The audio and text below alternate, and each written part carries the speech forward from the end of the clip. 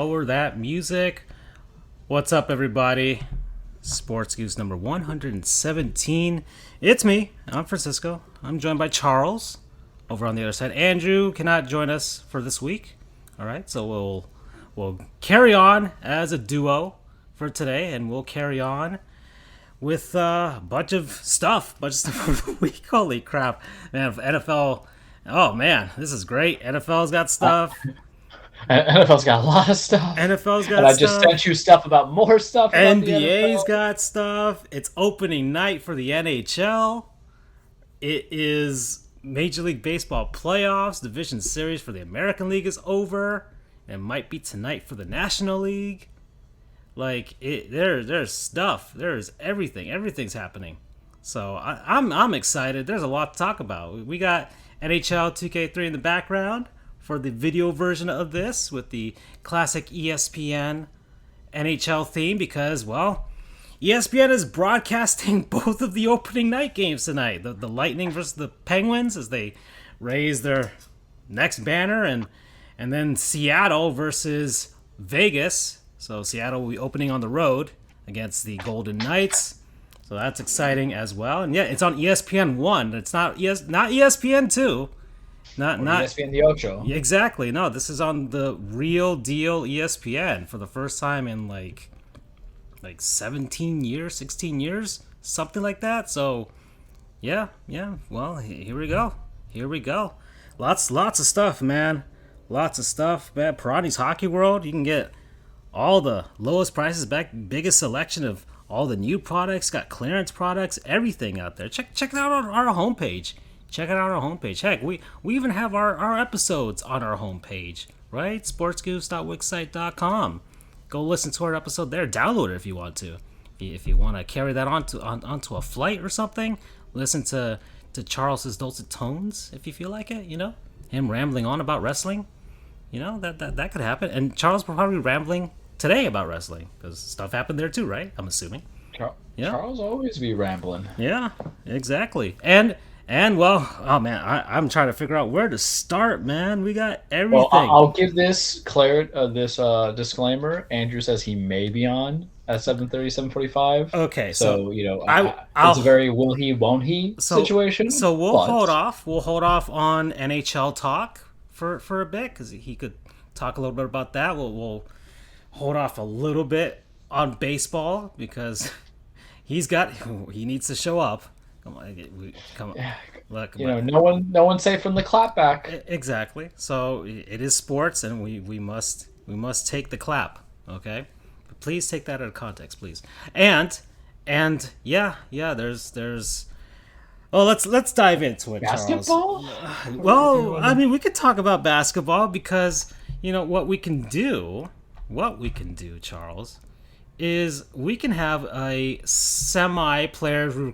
I mean, it is essentially a very large players we remember to forget because, man, something's went down in the NBA, but not on the court, but off the court, and not by guys that are currently playing, but a bunch of old heads, retired guys. Well, not old heads. No, these are guys that just were in the league most recently. 5-7 year window. Exactly.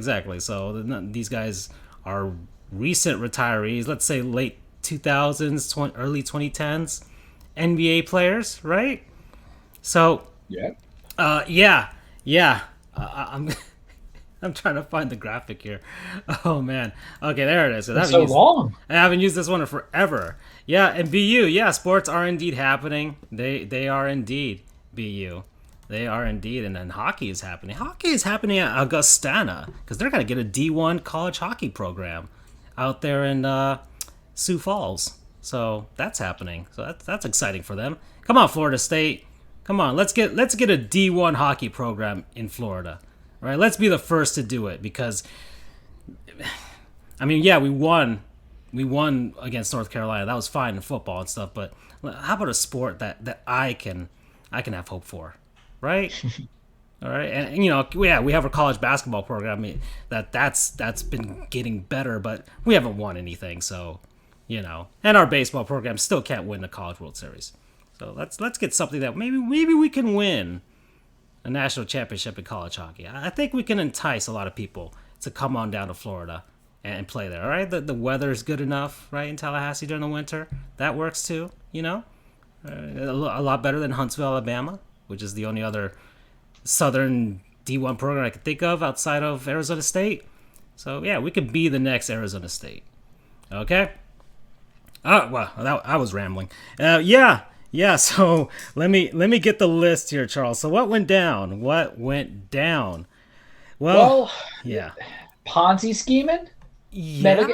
You know what's interesting about this is that it is not something recent in sports because you had an NFL equivalent over in the NFL where you had former players who were basically trying to front medical expenses and costs for particular items and equipment. And the biggest thing that came out of that I recall in the NFL was Clint Portis. Oh, being yeah. the forefront of it, big time disappointment. So you had something very similar in the NBA. What surprises me about it in comparison to the NFL is that these are a lot of dudes that we know. Yeah. Whoa, I'm just bringing up the names of the NFL health fraud thing just to show a comparison of like dudes who were kind of like straight up cheating because they weren't really relevant.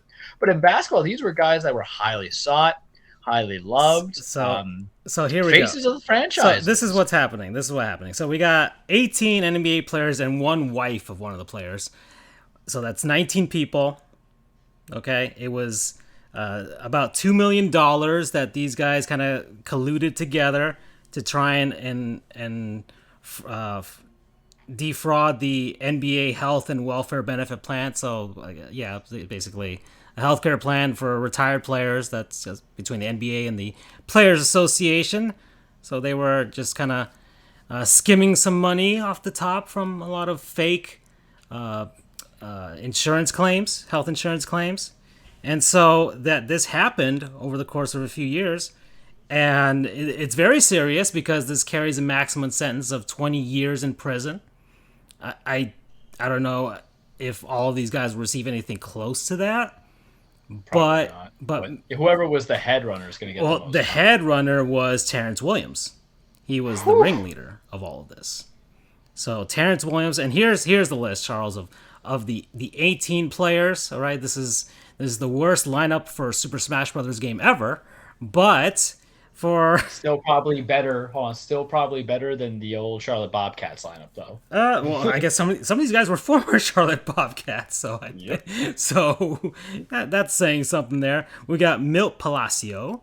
We got Sebastian Telfair, yes. Yeah, Sebastian Telfair, the Phoenix Suns, man. We got Antoine Wright. We got Darius Miles.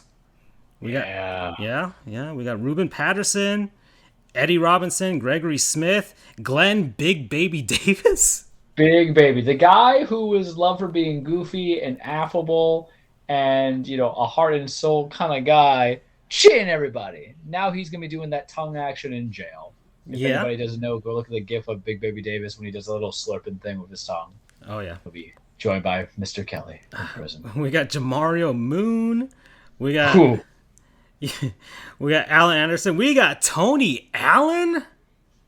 He wasn't just stealing balls, kids. He was stealing paychecks, stealing insurance frauds. The guy was an A1 defender. Yep. Like, when you think about Kobe has talked about Tony Allen. I think we talked about that a couple shows ago about who was the guy he never wanted to play against, and it was Tony Allen. Boy, he wasn't just swiping balls. He was swiping invoices. Yeah, we got Shannon Brown. We got William Bynum. We got Melvin Ellie. There's a Charlotte Bobcat for you. We got Christopher Douglas Roberts, and we got Tony Roten. But another Tony Roten, another bench player that you know. I think he was on Memphis as well. Yeah, so we got a bunch of role players and stuff like that, but they're significant. So compared to the NFL, which it was just Clint Portis. I was looking into it and a bunch of guys I really didn't know. Yeah. And then, Clinton was just, we know why Clinton's there. Convicts. It happens. I get it. And I don't know. I mean, we can all agree that most likely what these guys were broke. They probably had no money, but they did have an avenue of getting healthcare and stuff like that. You know what? And Terrence Williams was like, listen, guys, we messed up in our financial planning for our retirements and stuff like that. But guess what? We can do something. We can create a scheme here, and apparently, And that's the thing too. These are federal charges. Y'all Yeah. thought it was hard to find work with just a DUI felony? Mm. Whoo-hoo-hoo-hoo-hoo.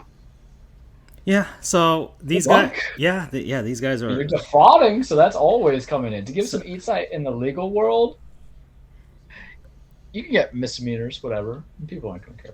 Job applications, stuff like that. You get a felony, you're out. Yeah. You're on a federal charge, you're out. You get something that is fraud, you get something that is of that high level, perjury, lying, stuff of that nature. That's stuff that's brought into the courts that might not be relevant at all to the case itself, and they're still going to bring it because it's attacking the credibility of the witnesses. Fraud is a big no-no for... And health insurance fraud. It is a big no-no.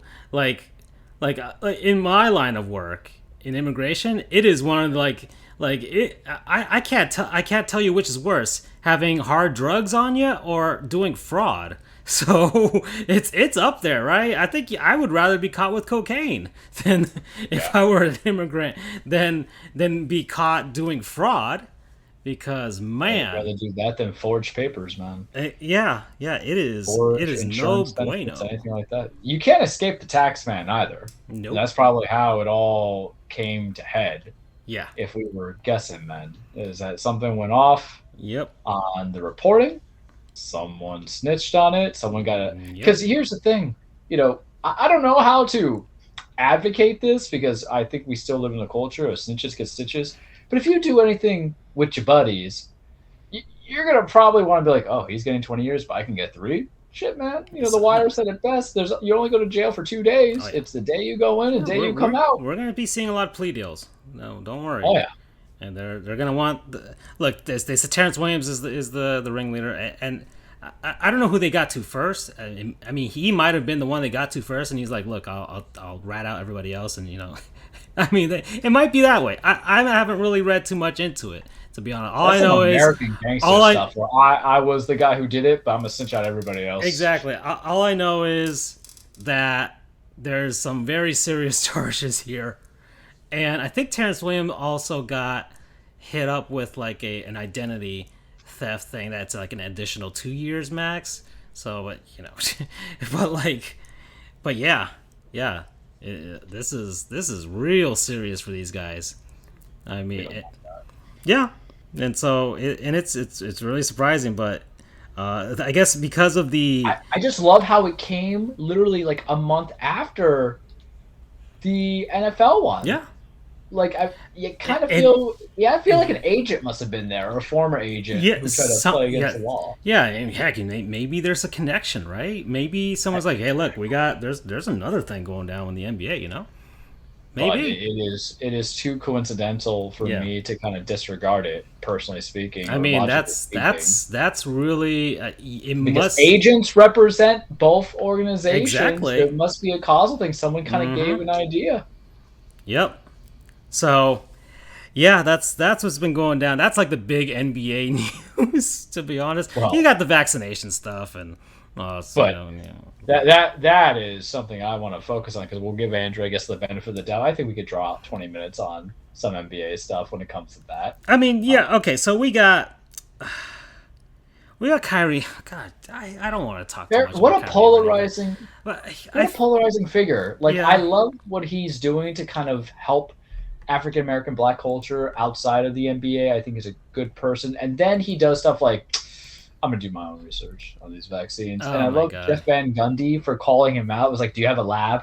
I don't know if you've seen that clip. I think I sent it to you guys, but he's basically gone there the preseason. It's like, I want to know what he means by getting your own research, getting your own information. Do you have your lab? Are you conducting your own tests? Are you conducting your own resources? And then Jeff Van Gundy. And here's the thing about Jeff Van Gundy. Sometimes I feel I'm tired out by him after him being there for so long. Right. But he basically Larry David, he curbed enthusiasm very well when he goes and says there's smarter people outside of the NBA doing so. Right. And the thing about Kyrie is Kyrie didn't finish college. Come on now. I know, right? But Kyrie's also young. He's 26 now, 27. Yeah. So there still might be a different sense of immaturity, and I feel athletes have taken the mindset of, how do I want to say this? Contrarianism. not contrarianism. It's more about like it's a personal decision. Whereas there's a lot of people out there in the working world who are not benefited by the idea if they're forced to retire today, they will be millionaires. That doesn't work into it at all whatsoever. These are people where there's plenty of jobs and industries that require you to get vaccinated. For the company's sake, for the people and the health and safety and the public welfare. And Kyrie doesn't like it, and it's kind of like, but you'll feed in some conspiracy theories about the earth being flat because that's Kyrie. You even broke Andrew Wiggins. And here's the thing that cracked me about Andrew Wiggins. He's not a superstar. So his personal status is like, whatever. Yeah. But what I found interesting about the Kyrie thing is not so much of his beliefs to it and everything else. Like I said, polarizing figure. I like him, I think, as a person for the social justice cause that he's in there. I think there's a lot of stuff that I feel that's right about. He was very anti-bubble, and I was kind of anti-bubble. For obvious reasons, because the Heat loss and maybe what about if we did, who knows.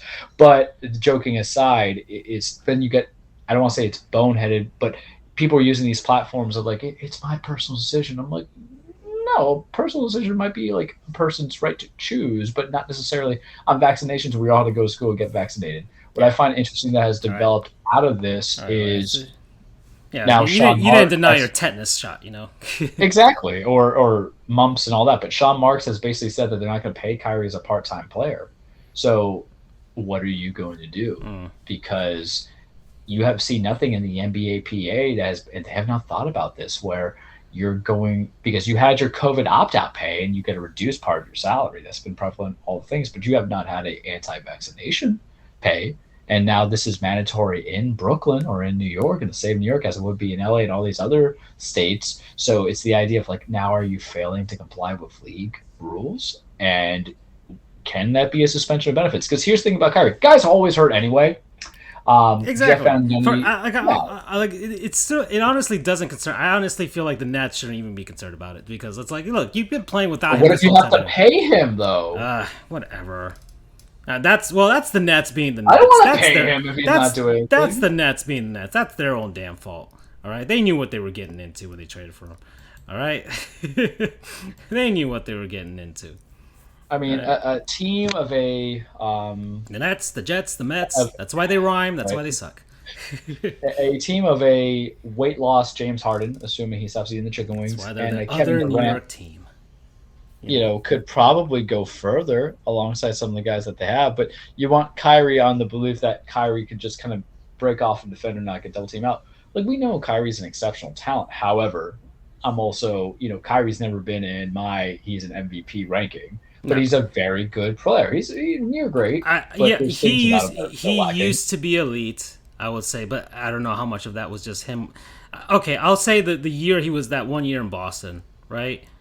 After, like, that's when but then afterwards he stopped being elite after that. That was it. That's it. Injuries mount up. Now it's just potential. And the thing is, it matters because he's still so young and he's still going to have an influence in the league, and the NBA is a very player-focused league. Yeah, I mean, so Derrick Rose is still around, so of course he's going to be. Derrick Rose is still around. Yeah. So imagine when you have somebody who is very big into the influence of society and the age group. He's basically looked like a generational torch of some of the young guys that were coming in, because he came out of it young. He was doing everything he do. And then he left Cleveland to do his own thing. It's like, I don't want to play under LeBron's shadow, Like that was like the thing. Was another ring more than he does. Oh, I'm sorry, Kyrie's 29, but that's still about another 3 to 4 years with his style of play. Wow, he's been in the ring in the game that long. Damn, I'm old. But I find it interesting because who are we waiting on? I'm waiting on hearing from Chris Paul, Mr. NBA, president of the association, coming in there, because he's kind of vessling. He's basically getting the massaging of, we have to hear about stuff like that, but we know he's vaccinated, and what if you have more states that lead into it? You have 30 teams in the NBA. Some of them are based in the same state. So we're going to say, 25 states? Let's make it fair. Don't make me do math, please. 25 states require vaccinations. Those 25 states tend to be the states that those teams are at. Yeah. So you can't even do a part-time player. So what Kyrie had to do is just take the COVID opt-out money and get paid peanuts. And maybe it's that time where you go to your agent and the agent's like, hey, man, you're leaving a lot of money on the table. Or what did I tell you guys the other day? I'm like, Kyrie, just retire. You got the ring. People know your name. I think he'll be memorable for another 10 years anyway. Just you're not going to beat the NBA. Yeah, I'm sure. Yeah, he's probably. I would assume he has a financial advisor to make sure he doesn't do any crazy stuff. So yeah, he's probably good with the money. He's not going to be in a healthcare fraud scheme, I would assume. I would hope not. But he's probably like healthcare. That's just the government trying to kill you. So yeah. I don't believe he would be there anyway. But you're seeing a lot of other players bend to the will because at the end of the day, the NBA is a money making business. Right now, you are the second most popular sport, and it's not even like 1-2. It could be easily 1A, 1B. With the money that you're making into it, you're going to want to really build out. You're really going to want to develop. You're really going to want to go from there because what are you going to want? More money. What does more money lead to? Higher revenue, higher benefits post play, better transition into television, better transition into franchise. Raise that salary cap, all that stuff. Yeah, you could be like James Jones, man. Being a GM of an overrated Phoenix team, but you could be not an overrated GM, just an overrated Phoenix team, building in something. Don't we want this? Don't we need this? And that's the big picture. Everybody's looking to just kind of have longevity because you have to see where the organization would be 10 years from now, 15 years now, to be able to survive COVID and then get the fans back. Especially all the country. Look at baseball. Baseball's slumping, man. Baseball's dying out because they didn't plan the things right. They didn't involve. There was an article that I read, like all the crazy stuff baseball is trying to, like, they might make the bases bigger. They're gonna be doing some stuff from like the Atlantic League where you can steal first base if like when you're at bat or something like. There's some experimental stuff going down. So yeah. Oh, wait a second. Freddie has sent something on the Discord page. So hold on. We'll take a look at that. But yeah. All right, I'm reading it right now, quote for quote, bar for bar, line for line. Multiple sources of direct knowledge of Irving have told the Athletic that Irving is not anti-vaccine. His stance is that he is upset that people are losing their jobs due to vaccine mandates. As a stance, Irving has complained to close teammates. To him, it's about a grander fight than the one on court, and Irving is challenging and perceived control societies. It's a decision that he believes he is capable to make given his current life dynamics. Kyrie wants to be a voice for voiceless. Okay, but if you're purposely playing the martyr, people are going to hate you. I'm just saying it outright. Because you can be vaccinated and still say, hey, I still wasn't like this. Where do you guys can go from there? But the whole idea of the vaccine or being anti-vaccine, I would feel thinking it all through would be more about like being part of the business. Because imagine if he was inclusive in the NBAPA or in society and the community. Because at the end of the day, let's look at the big picture. Also, what's the big picture is that what if and we haven't had it happen yet, fortunately, but what if Kyrie gets it and dies? What if Kyrie gets it and it's just so much that it affects his respiratory thing and he doesn't die, but he can't perform? So it's a health and safety thing. And yes, people are losing their jobs, but I mean, that's unless you're on the eat the rich proponent, that's what's going to happen because this is health and safety protocol. And it's also about keeping the money flowing because money is what? Sustenance. It is blood. It is part of the everyday dynamics, whether you're small and small regular Joe or a big industry. Yeah. So is it just bigger than what someone wants to be? Because I don't know. Reading that statement makes me feel like he just wants to be a martyr to every single thing, and I don't think that's what he's trying to be. Yeah, or he's just woefully miscommunicating his message is not coming across. Honestly. Yeah. Well, BU has a very good. I would agree with. Well, it's not. And here's the thing about opinions in life, especially when you're young or old, is sometimes opinions are not articulated well. I'm alive for 32 years. I've been a competent human being for probably 5 of them. And what I think and what I say might not be inconsistent, but they just might not line up to what I mean. BU has a good point. Says, frankly, the issue is that Kyrie, like so many others, are making the mistake of assuming that getting vaccinated is a personal choice, not a social one. Agreed. And then like of all of the hills to die on in order to give a voice of voiceless, that is not one. And it's just it's a complex situation. And I think part of the idea is maybe Kyrie's line of thought, and also to give benefit of the doubt to the NBA and the NBAPA, is that they don't want to address this as a complex issue of all the factors we've spoken on and spoken about. And they just want to say it's a simple thing, personal choice, or a simple thing of this or that. Because here's my thing. How are you going to be a voice of the voiceless if you're not allowed to play. You're going to have to take a opt-out payment, not get your full amount, and you're not even going to be allowed to kind of propel anyway. And basically what you're going to do is you're going to be Twitter finger it the way a lot of tough guys do, and that's why the clapback segment's coming in. But basically, you're just going to be like Charles in his dirty little room with one pile of clean area and nothing else is clean, with bad facial hair, and just drinking a Mountain Dew and saying, how are you going to break that? Because his absence would be... Yeah, like, Kyrie not playing is already, like, a thing already. It's exactly. Like I said, okay, Kyrie's not going to play. Well, he hasn't been playing anyways, so it doesn't even matter. Is it fair? Is it terrible to say? And I'm probably going to get flack for it, but I'm going to own it because I'm going to use this. History is a teacher, and I'm using comparison. Is it to say that he maybe, or this is being construed as the Muhammad Ali moment, and this is nothing that is any of that? And when we talk about the Muhammad Ali moment is when he didn't want to go overseas in the draft, and to war, and how he was basically victimized beyond belief. And I love me some boxing. You know me, I love me a little bit of that Muhammad Ali life. And that's the first thing that really kind of draws a comparison, because you're trying to do this whole the voiceless thing. That's what I think of. What was all these statements? I'm not going to go over there and kill nobody, never insulted me, when I got people here insulting me. And I kept it very G-rated PG of the things that were said. Yeah. But it's interesting when you look into it. But the wheel's going to turn, and is Kyrie, if that is his true intent, BU and Freddie, the question is this, is that are you even going to accomplish anything by doing it in this manner?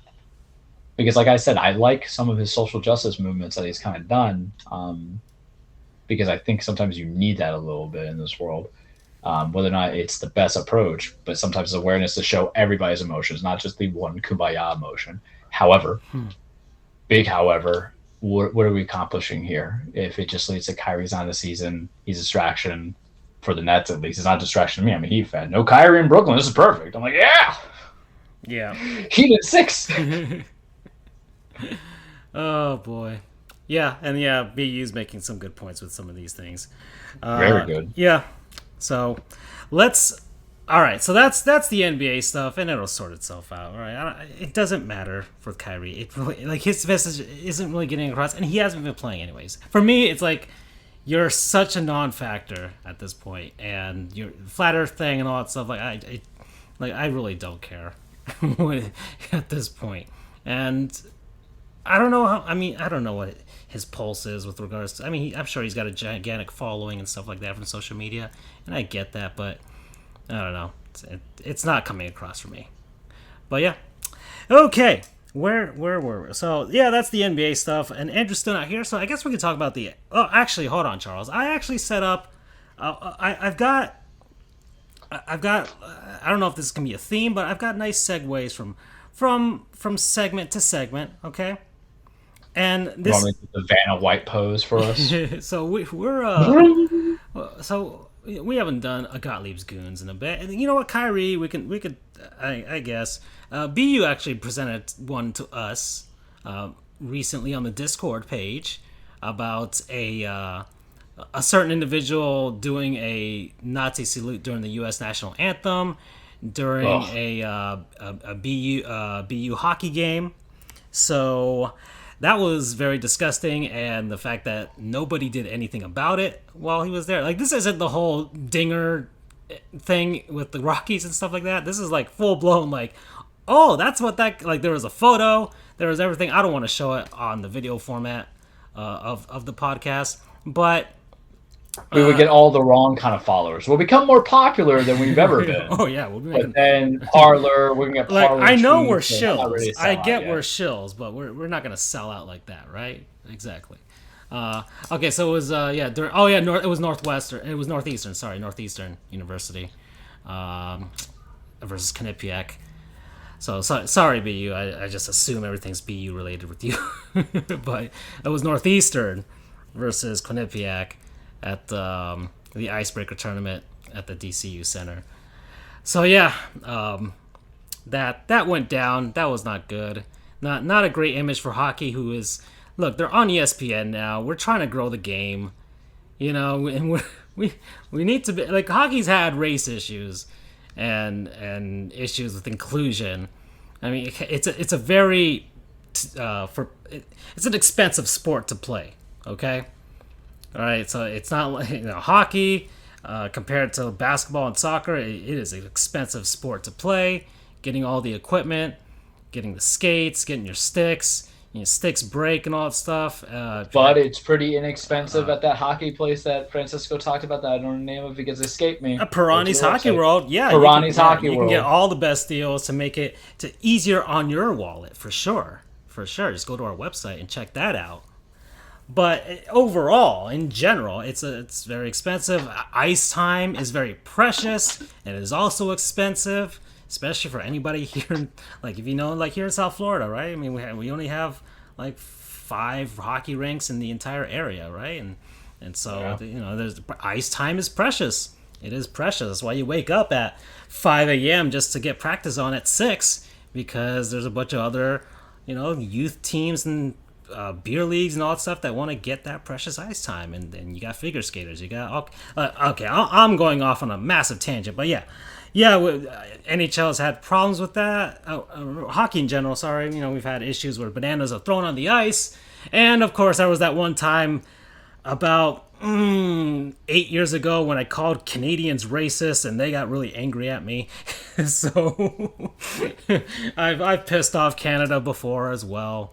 This was before social media was as big. But that was my first run, and I was like, yeah, all right, this is great. I thoroughly enjoyed that, to be honest. All right, I actually did. But no, it's a problem, and we're trying to clean it up, and the NHL is trying to as well. It's great that they're on ESPN. It's a wider reach, and I'm going to assume it's better coverage than what NBC was providing. So we got that going. So that's cool and all. They're going to be ESPN, ESPN Plus. I don't think NHL.tv is a thing anymore because of that. And we got Hulu broadcasting games.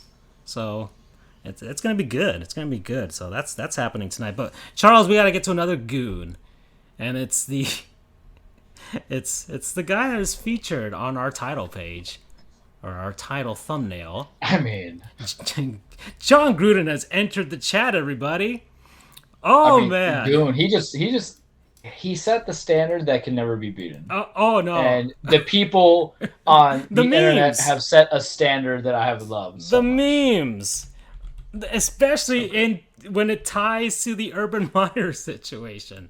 You mean to tell me that a guy who is portrayed as who was actually a dick for 20 years is actually a dick in real life?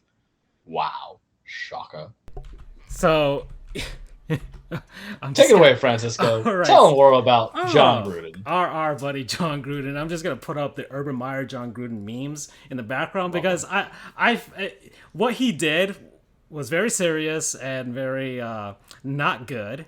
But when you put it in relation to what Urban Meyer did, and the fact that Urban Meyer has gotten off in many different ways. We could take that however you want to take it.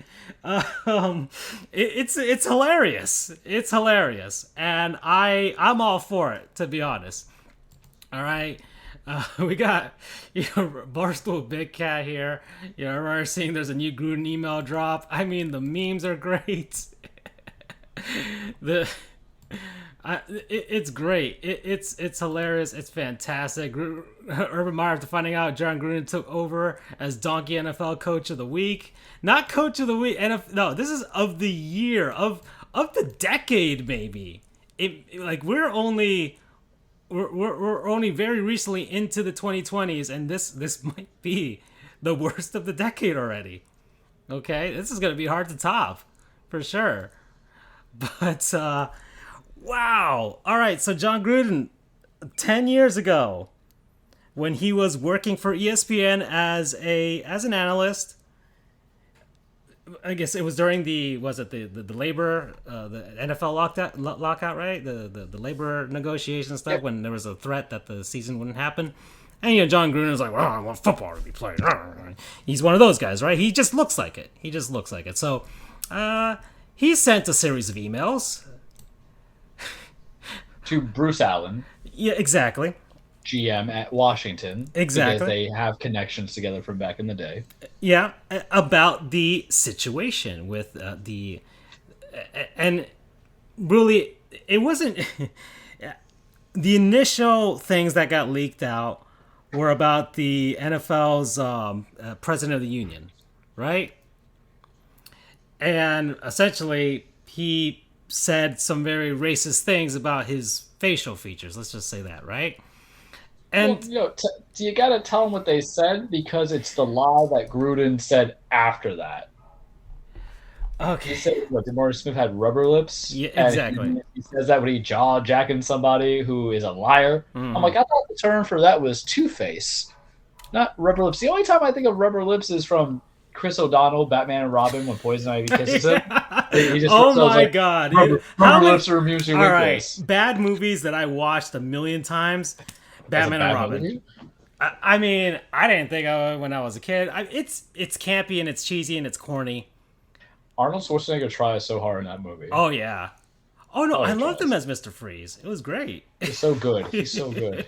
It was all the puns. I mean, God. Everybody chill. What killed the dinosaurs? The Ice Age. Oh man. Yeah. Oh, wait. Oh, I went off on a tangent. Anyways, he said some stuff, but more stuff leaked out about what he said about Roger Goodell. I mean, it ran the gamut. It was racist. It was homophobic. It was misogynistic. He did all of it. I mean, he 100%. He did some bad things. If this was a video game, he 100%ed it, right? He got all of the achievements and all of the trophies. Whatever console you were on. He made a casserole of problems. This is the fruit cake of things you don't do. You think, yeah, at all, of emails.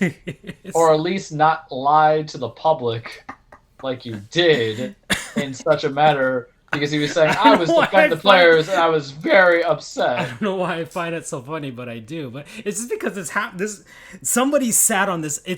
People are sitting on all of these things. It just makes you imagine what else are people sitting on? Because this is 10 years.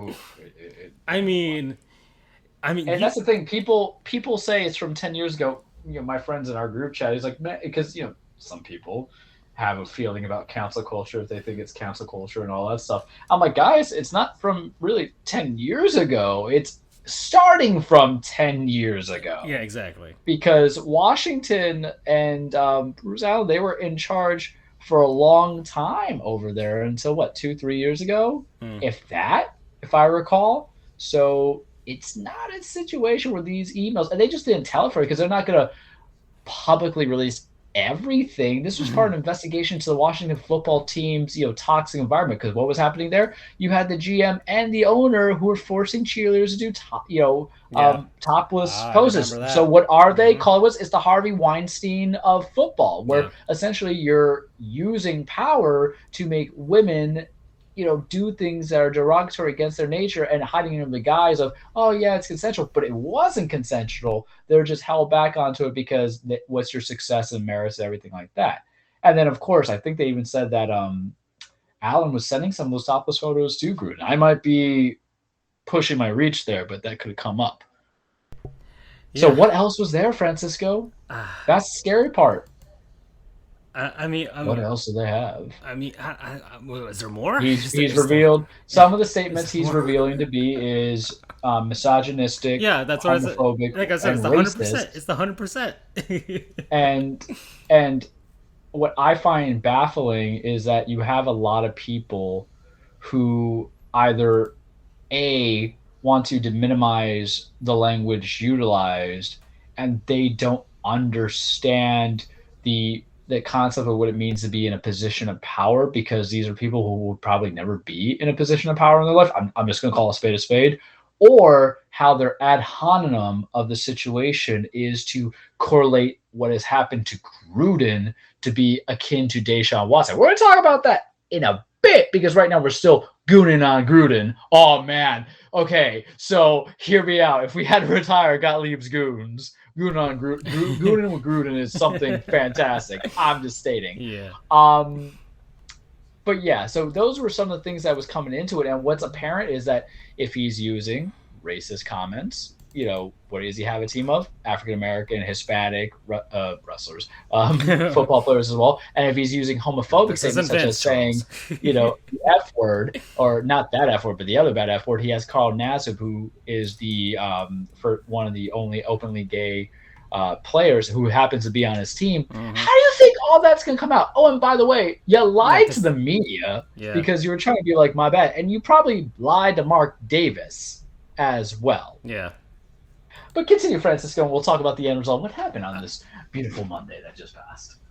Okay, so John Gruden, and I found this out via the because I wasn't really paying it. Like I just like okay, what? The week happened. The Raiders lost, so that was funny. We'll get to that at some point. But I was like, you sent me the Barry McCockner tweet with John Gruden's. I was so obsessed with it. John Gruden's resigning statement, but with mixing it with Tom Brenneman's Casinos the drive to deep left field, and that'll make it a 4-0 ball game. So I was like, oh, that's funny, and then I was like, oh, that's real, and that's what I was. This has been funny to me. I know it's very. It's hurt a lot of people, but it's funny to me how it all transpired because it's I just keep seeing it in context of what happened with Urban Meyer. It's like, well, he went to horny jail and all that stuff, and we get that. And like his wife came out with one tweet and stuff, and then she shut down her account and stuff like that. And they're trying to sweep it under the rug and stuff like that. But now it may not be swept under the rug, but it is nothing in compared to what this is, and it's just funny. It's just funny how much of a downfall this was for Gruden. It came out of the booth and stuff, went back to at the time Oakland and stuff, trying to rebuild them back to their glory and stuff like that, get them to Vegas and have a promising team. Which they might. The Chiefs have been playing not up to their potential. But we'll see what happens now. Anyways, that's me rambling and stuff like that. But it's just a funny fall from grace. But Charles, he's a goon. He's a goon for sure. This might be a goon of the year moment right here, right? And you know what? You know what makes this even like I say I laugh, but I didn't laugh with this. Charles, did you see Randy Moss's impassioned statement about this? I haven't. I heard Keyshawn, and that's why I sent it to you earlier. You saw Keyshawn. I want to hear actual players who played for the man. Yeah, because it's great. That's the best kind. That's like the Scottie Pippen on some Hennessy talking smack about Michael Jordan. Keyshawn played with him, with the Bucks, and that's where they won a Super Bowl and stuff. And I think Randy did play with him, right? No. He was already out of Oakland, but he was out of Oakland. Yeah, exactly. But Randy been around for a bit, and so Randy Moss gave an impassioned speech on ESPN on their morning NFL countdown Sunday, right? And he cried during it. He cried during it. Like he's like, there are guys in the locker room and they feel very strongly, like he as a player, having a coach that would say such things, especially a coach that coaches mainly black players, right, in the NFL. Also, Randy Moss been around, man. He was a good old Southern boy back then. Exactly. So, the culture that he had to deal with, keep that in mind, because it wasn't just, he's not speaking from a professional standpoint, probably at a time when he was a boy and a young man in college and high school and middle school. So he's a goon for making Randy Moss cry. How dare you make Randy Moss cry? Right. Randy Moss is a nice guy. He's eased up. Everybody just hates Randy for mooning the Packers, but you know what? Joe Buck hates Randy Moss for doing that. Joe Buck is a fucking dick. Anyways, and he's a boring ass announcer. Anyways, and he has bad facial hair. Oh yeah. And look, I've always like the Joe Buck hate. I can understand. Look, the way he called the 2003 World Series. I mean, when Miguel Cabrera hit that home run off Roger Clemens in game 4, he called it like he was watching paint dry, and good on Miguel Cabrera for hitting a home run off that fraud. Anyways, where am I? Where? Oh yeah. So yeah, Randy Moss, impassioned speech, crying. Talking to Matt Hasselbeck and Rex Ryan there. Rex Ryan's a coach. Hey, look, Rex Ryan, he's a cool guy. I wouldn't think Rex Ryan would ever get involved in something like that. I think Rex Ryan's more of a bro. Exactly. He's too much of a bro. Come on, man. All right. And he's open foot fetish. Like that's some bro stuff right there. Right. I feel like this is going to open up a debate of who's here. the most non-racist coaches out there. Just put that. God. I don't see Andy Reid whatsoever. Bill Belichick, I'm looking at you. No, that's inflammatory. We won't even say that here. Yeah. So, but this ties into, like I told you, I'm going to tie into this. Let's haul y'all, and we're going to do Randy Moss, right? Because Randy, I don't want you to cry no more. You're a Hall of Famer, okay? And you deserve to be happy, my dude. You deserve to be happy. So Randy Moss. Yeah. Randy Moss. So, Pro Football Hall of Fame. Wide receiver. Went to Marshall. Drafted in 1998. First round, 21st overall. And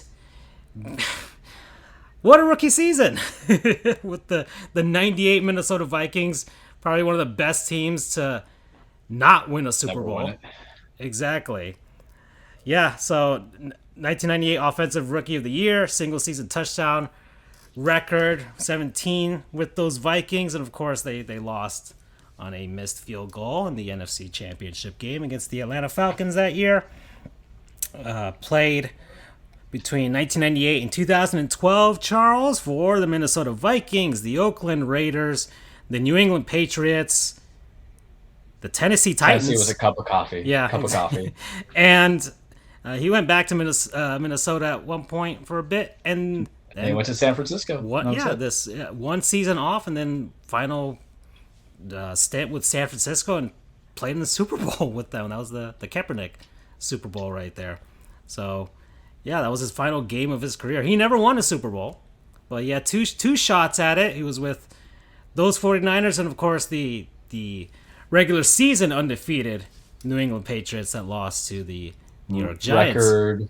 Record for TDs, right? Yeah, single season. Him and Tom Brady combining. He got the single season touchdown one that year, 2007. Was that not like one of the greatest things you've ever seen? Yeah, well, as a Dolphins fan, I had to witness it, right? So, comeback player of the year, a 6-time Pro Bowler, 1996 Division I AA national champion. He was on the NFL 100th anniversary team. He became a verb, right? You know you're somebody when you became a verb. When you moss somebody, come on. Yeah, y'all remember that from the early 2000s? I do. And Randy Moss. And also, one other tidbit, Charles. He also bought a NASCAR motor team. That is so baller. Back in 2008 through 2012, he bought Morgan Dollar Motorsports, renamed it to Randy Moss Motorsports, and they played in the Camping World Truck Series for NASCAR. So that's what he did. So that was such a random bit of info that I did not know. I was like, oh, that is super interesting, Randy Moss. And Charles, I'm not done yet. Because I haven't done small segments in a while, right? Small segments are good. Yeah, exactly. It keeps us focused. Yeah, and it brings us back. A little variety doesn't hurt. Variety is what, Francisco? The spice of life. Exactly. And oh man, did you see that video I saw with the guy and he had the armband with the spice in the sauces and stuff? I mean, that people say that's an ammo holder for like guns and stuff. I'm like, oh, that's a fine way of using that. Oh, that is. I think Bob's Burgers had something. Well, that was the spice racks and spice ups. That episode between Linda and Bob. So yeah. Anyways, Charles. Speaking of motorsports, we got an uncultured swine here, Charles. Oh man, I tried. You see, we gotta remember where we started from, kids. So. Yeah, I was like, motorsports. I mean, this is all interesting, Charles. And I was like, I haven't talked about motorsports in a bit, but I got an uncultured swine. I tried to rope Doug into this one, but he could not pop out for this episode. But I'm going to go with Red Bull Racing, Charles. We're going to learn a little bit about them. Okay? I thought they were just a Are you saying it's Red Bull Red- Racing Company or just Red Bull? Well, Red Bull sponsors so many things, Charles. Okay, yeah, You that's know. why I just need clarity. I need clarification. I mean, Red Bull, like you got their what's it the fluke tag or whatever they call it with the planes. They have a soccer team, the New York Red Bulls. I mean, they're everywhere. They do everything. All right, I'm sure they got some esports teams. Exactly, sports empire, right? Maybe the Rays should be Red Bull. Maybe that's the way they stay in Tampa. The Tampa Red Bulls. Nothing is going to stop the Montreal Manta Rays from happening, so we just have to accept that. All right. Oh, when he comes, that's why he don't want to be here. Yeah, Because he knows I'm gonna come in with that heat, and Francis is coming with that heat. well, I'm not coming with the heat. I understand. I'm not gonna be bad, but you could agree with me. There was some statements made that maybe he blew his load a little bit too early before he made declarative statements, especially when there was a single elimination game. I just think. But we're gonna get to it. I just think, I don't know, with the Rays, it's just that it's because of how much is on the line that it just became it's really emotional for anybody who's a Rays fan. There's so much on the line, right? I mean, when you've never won anything, getting to 100 wins feels good, right? That's all I'm saying. They got, but it feels like for them, this is essentially almost the plot of Major League, essentially. But in a weird way, it is. They have to win, and yet it's worse than Major League because they didn't even they won the American League Championship, but that was it. That was the thing for them. They just won the pennant. They didn't even win the World Series. So it's not just that. It's the fact that the Rays are already a good team, and they're still going to move them. So it's not even that. It's worse than the movie Major League. Oh man. Okay, well, Red Bull Racing. Let's get on it. They were established in 2005, but they trace back to 1997 when they were Stewart Grand Prix, and then they became Jaguar Racing in 1999. They've been in F1 since 2005. They've got 4 constructors things and 4 drivers things from 2010 to 2013. But ever since then, Mercedes has been dominating. So, but for a bit, Red Bull was dominating. Max Verstappen is the head honcho driver here. He's Dutch, okay, which Austin Powers' father would not like. If anybody remembers Goldmember or Gold, nobody remembers Goldmember. Come on, man. We remember it. Okay. Unpopular opinion. I can live without those Austin Powers movies. All of them? They're better off. All of them? They're better off as an SNL skit. Okay, fine, Charles. The second one was bad. I can admit the second one was bad. The first one I liked. The third one I thought they had fresh jokes. So, anyways, he's the youngest driver in F1 history. He debuted when he was 17 years old in 2015. He is the youngest driver to ever win a Grand Prix. He is the first Dutch driver to ever win a Grand Prix. His father was a Formula One driver in the past. And his partner is Sergio Perez. He is Mexican. He has the record for most races raced before getting his first victory when he won in 2020. So he had 190 races before he actually won. And that was at the Sakir Grand Prix. He's been a racer since 2011. And he said that if he wasn't a race car driver, he would have been a lawyer. Oh, buddy. Thank God you were good at that, dude, because don't be a lawyer. Never be a lawyer. Yeah, don't be a lawyer. No. Yeah, don't be a lawyer. Yeah. So that Red Bull wants to make racing fun again. That was their whole thing when they decided to get into motorsports. They wanted to make racing fun again. Their 2005 pit crew, Charles, was dressed as clone troopers to commemorate Star Wars Episode 3. Okay? That's cool. I can get behind that. In 2006, the racer David Coulthard, I don't know what this is. Anyways, he finished third, and he appeared on the podium in a Superman cape to promote Superman Returns. Okay? I don't remember anything from Superman Returns. It was bad. I don't remember. That's what it was. I don't Kevin remember a Spacey as Lex single Luthor thing. can do it. Case Boswell was not a good Lois Lane. Bryan Singer directed, very pedantic and just in your face. I like Brandon Routh as Superman. I thought the attire was fine, but the movie is like 2 hours and 45 minutes of dullness, and all you have Missy whatever trying to tie it to the original him. trilogy. Like I don't like that stuff lives in my head rent free. I actually talked about that movie the other day too with my paralegal. I was like, I don't because I saw Man of Steel, and I have like your man crush money is Jim Butler. My man crush for life is Henry Cavill. Yeah. Yeah. And I'm like, this man is just a exquisite specimen of what Superman ought to be. And Warner Bros. Screwed that up. Yeah, they did. Okay. Anyways, in 2019, they had 007 logos on their cars to celebrate the 107th British Grand Prix. And they had and the race car drivers wore their whatever, the racing suits or whatever they call it, overalls, gear, whatever they wear, gear. Their suit, they look like single-breasted dinner suits, basically tuxes. They screen printed it just like a minor league team would do in baseball, and that's how they raced. So yeah, and of course the Red Bull X 2010, which was originally named the Red Bull X1, and they developed a fictional racing car, which has been featured in the video games Assetto Corsa, Gran Turismo 5, 6, Sports, prototype vehicle was made to answer Kazunori Yamauchi's question: if you built the fastest racing car on land, one that throws aside all the rules and regulations, what would that car look like? How would it perform, and how would it feel to drive? So they just decided, let's just put it in a video game, and I'm all for it.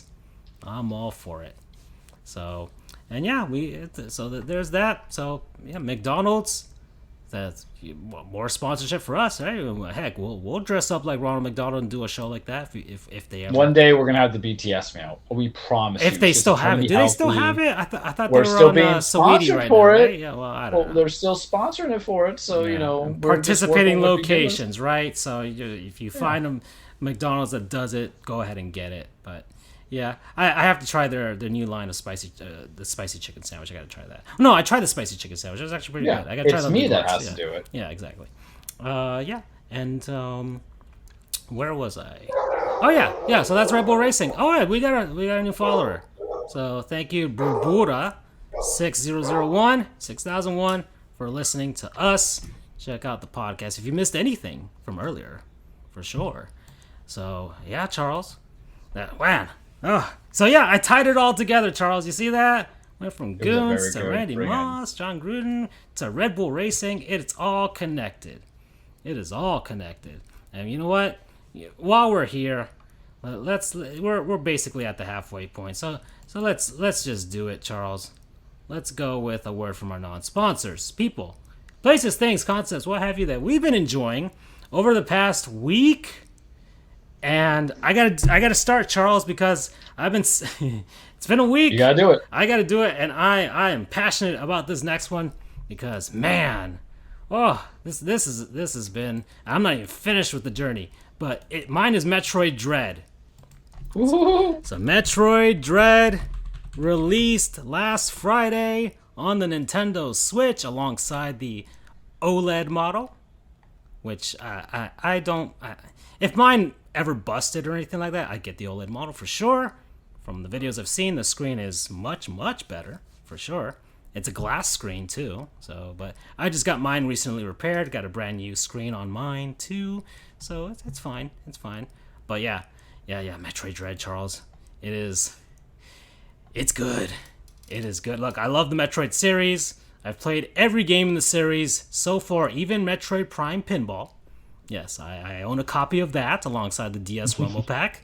So don't tell me I'm not a fan. I have Federation Force and Other M too. Okay.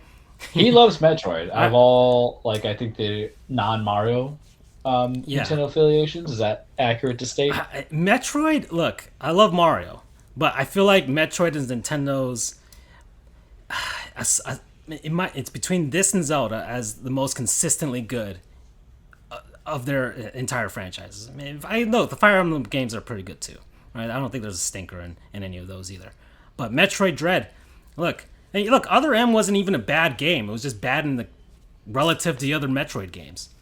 Okay, Federation Force is now the worst one in the series, and I can see why. But anyways, Metroid Dread represents a lot, Charles. It represents a lot. Okay, for a while, us Metroid fans, we've been sitting here, and after Other M, and then we had Federation Force, and we're like, man, is Nintendo going to give us anything? I was like, don't let this be F-Zero. Don't let this be F-Zero and just die away, right? We need Samus. We need good old Sammy Sosa on our consoles for the future, not just to be the shooty fighter in Smash and that's it. No, we need Samus. We need my woman crush Wednesday every day, okay?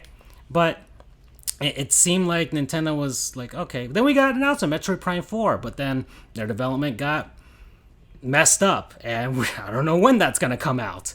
Probably for the Switch 4K model, because that's being rumored now. And it was like, okay, fine. But E3, Charles, this year, Nintendo's been pretty good with their announcements. They're kind of their shadow drops of information.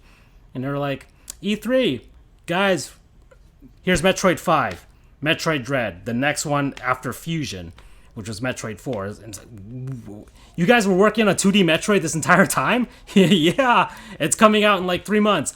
Oh my god. Charles, I didn't even pre-order it, but I knew I was going to get it on day one. I knew it. Is there ever a need to pre-order? No, not really. Unless it's for a video game console that you really want, you want on day one, sure. But like for video games itself, like the software, nah, never. But yeah, got it day one. Was waiting for me at my door when I came home from work, and I popped that sucker. I've been streaming it this entire time. I've only played it in docked mode. I've been playing it with the handheld mode. This game needs to be spread out across my 4K television, Charles. It's pretty good looking for a Switch game in 2D for sure.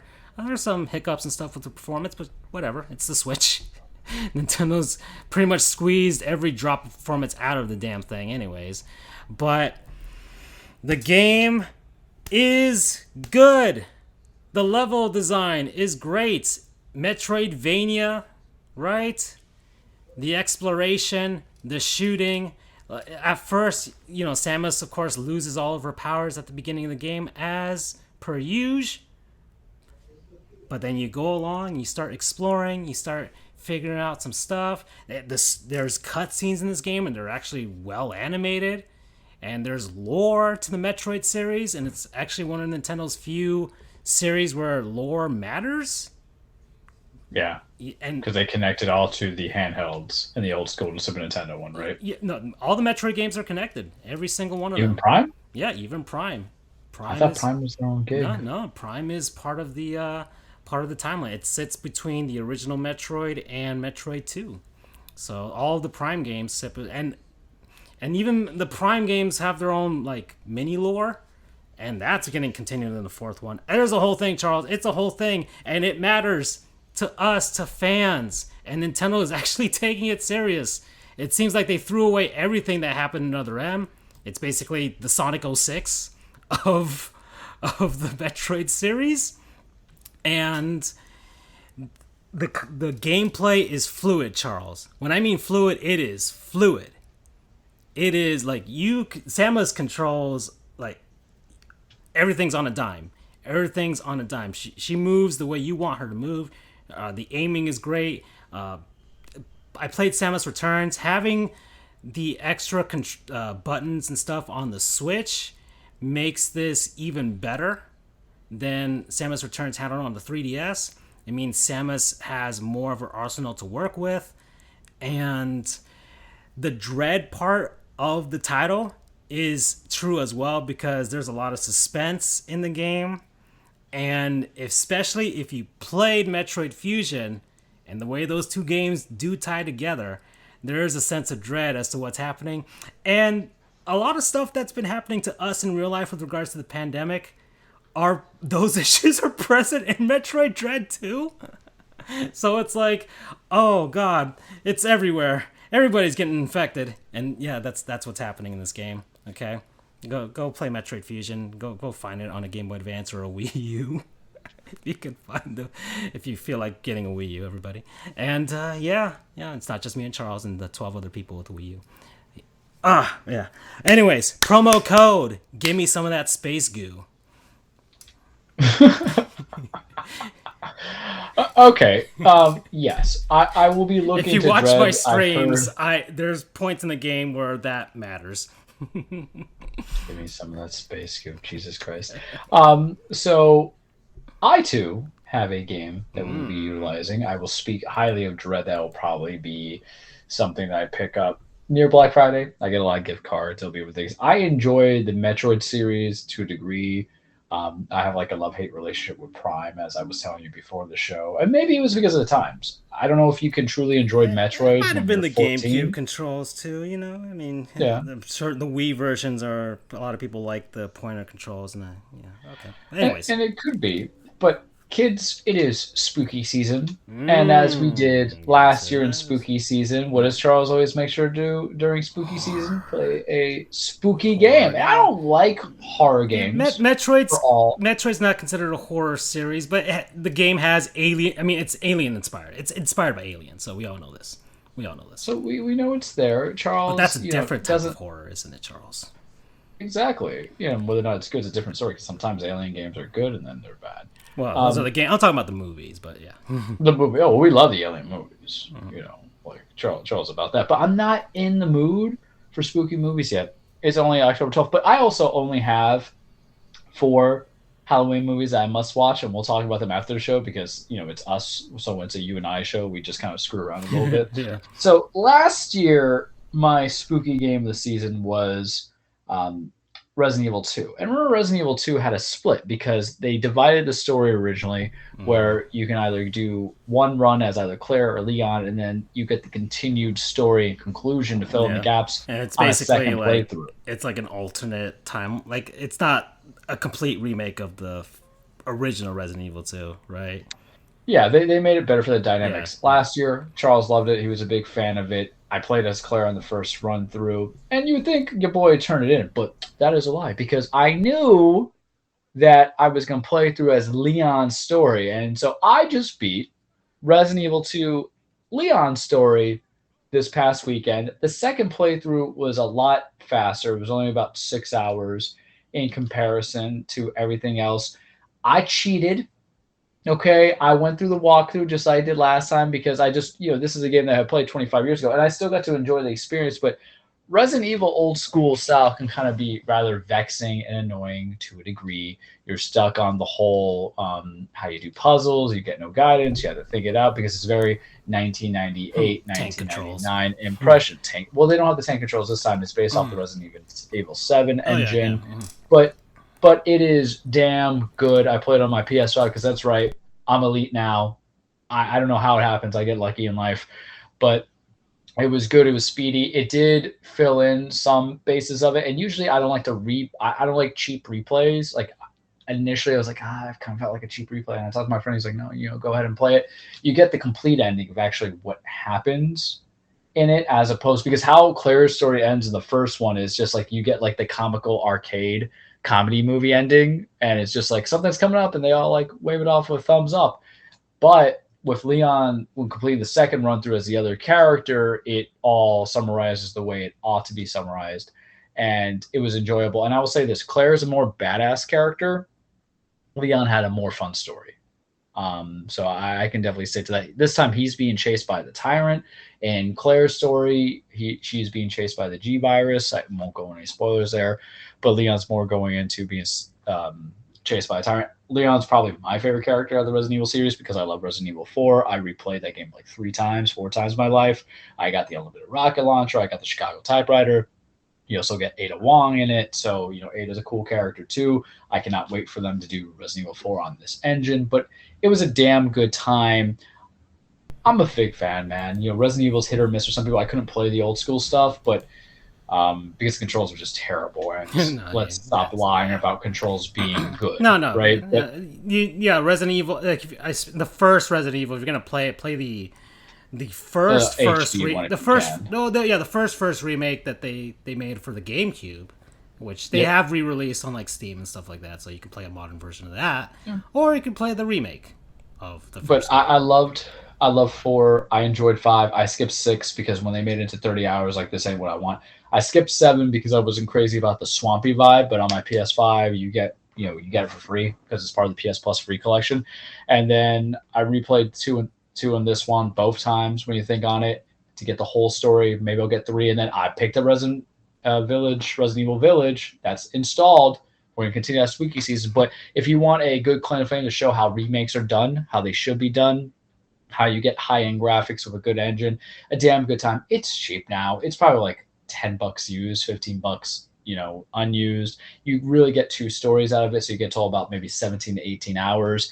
It's a good cinematic time. There are some valid scares. You heard me yelling on certain things. They're cheap jump scares, but when those lickers come up, I'm like, ah! And that's what you kind of want in horror. And I'm not in spooky season yet, but after playing over the weekend, I'm kind of like, now I'm kind of in spooky season. Now I want to be scared a little bit. So Resident Evil 2, PS4 is what I got, but you get on a lot of things. This is part 2. I think this is the only non-sponsor I did that for a video game, at least. That's twice, because I think I did it last year. I'm almost certain I did, but this was planned. I planned this, kids. I planned this. Resident Evil 2 remake, a lot of fun. I enjoyed it. Promo code spooky season. Yep. Yeah, there's a lot of people with spooky season right now. I've been watching a lot of spooky YouTube videos, actually. I watch a lot of like mystery YouTube videos and stuff like that. I mean, it is very spooky right now, and I watch it in the dark too. So I don't know what I'm doing with that. And I haven't played any horror games thus far this month, but Metroid Dread, I'm gonna put it in that category. I feel like this game has those alien vibes to it. There are points in the game where it's like, oh god. It's one of the few Nintendo series where it's like, or they actually don't really hold back too much on the I mean, it's space violence, so they kind of justify it that way. But it's one of the aliens and zombies. You can be as violent as you want. Exactly, and it's one of Nintendo's few series that does that.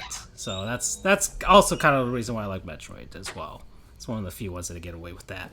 Unless they make a new Eternal Darkness, which would be nice, but they're never going to do that. They probably should. Remake Eternal Darkness. Remake Eternal Darkness with some new psychedelic scares. Yeah, that would be great in today's age, because some of them are not gonna translate to today's age.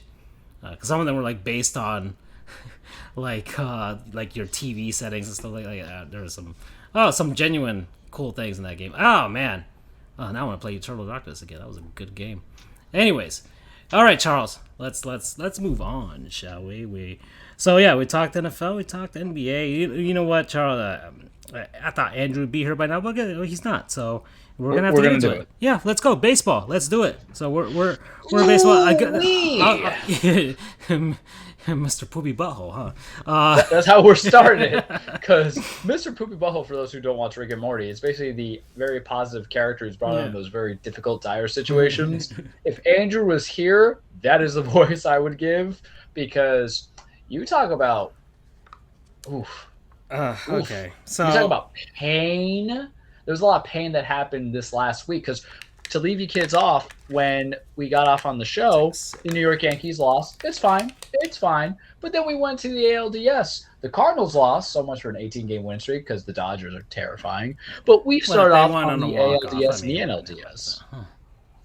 That's even worse. I'd rather lose by 6 than by a walk-off, would you? Well, I mean, too bad Andrew's not here, because he could tell us.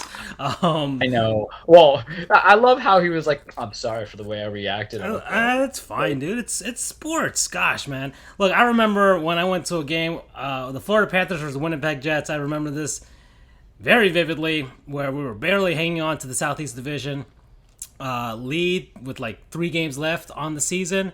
And that was when the Jets were in our division, which was really weird for like a season, or 2 seasons, I think. Anyways, yeah, the Panthers blew like a 4-1 lead or something like that and lost in overtime. And so, or no, not even overtime. I think we lost in regulation, like with like 5 minutes left. And I was so pissed. On the car ride back with my sister. I like I was genuinely very, very angry. I've never been so angry at a team I supported. That's when I knew I was a hockey fan. That's when I knew I was a hockey fan for sure. See, I've mellowed out in my old age. I've never really gotten that angry. And I didn't even consider like. Well, yeah, I mean that was back in 2011. So yeah, I'm in my early 20s. So we're different men. Yeah, I'm in my early 20s back then. So yeah. Anyways, Charles.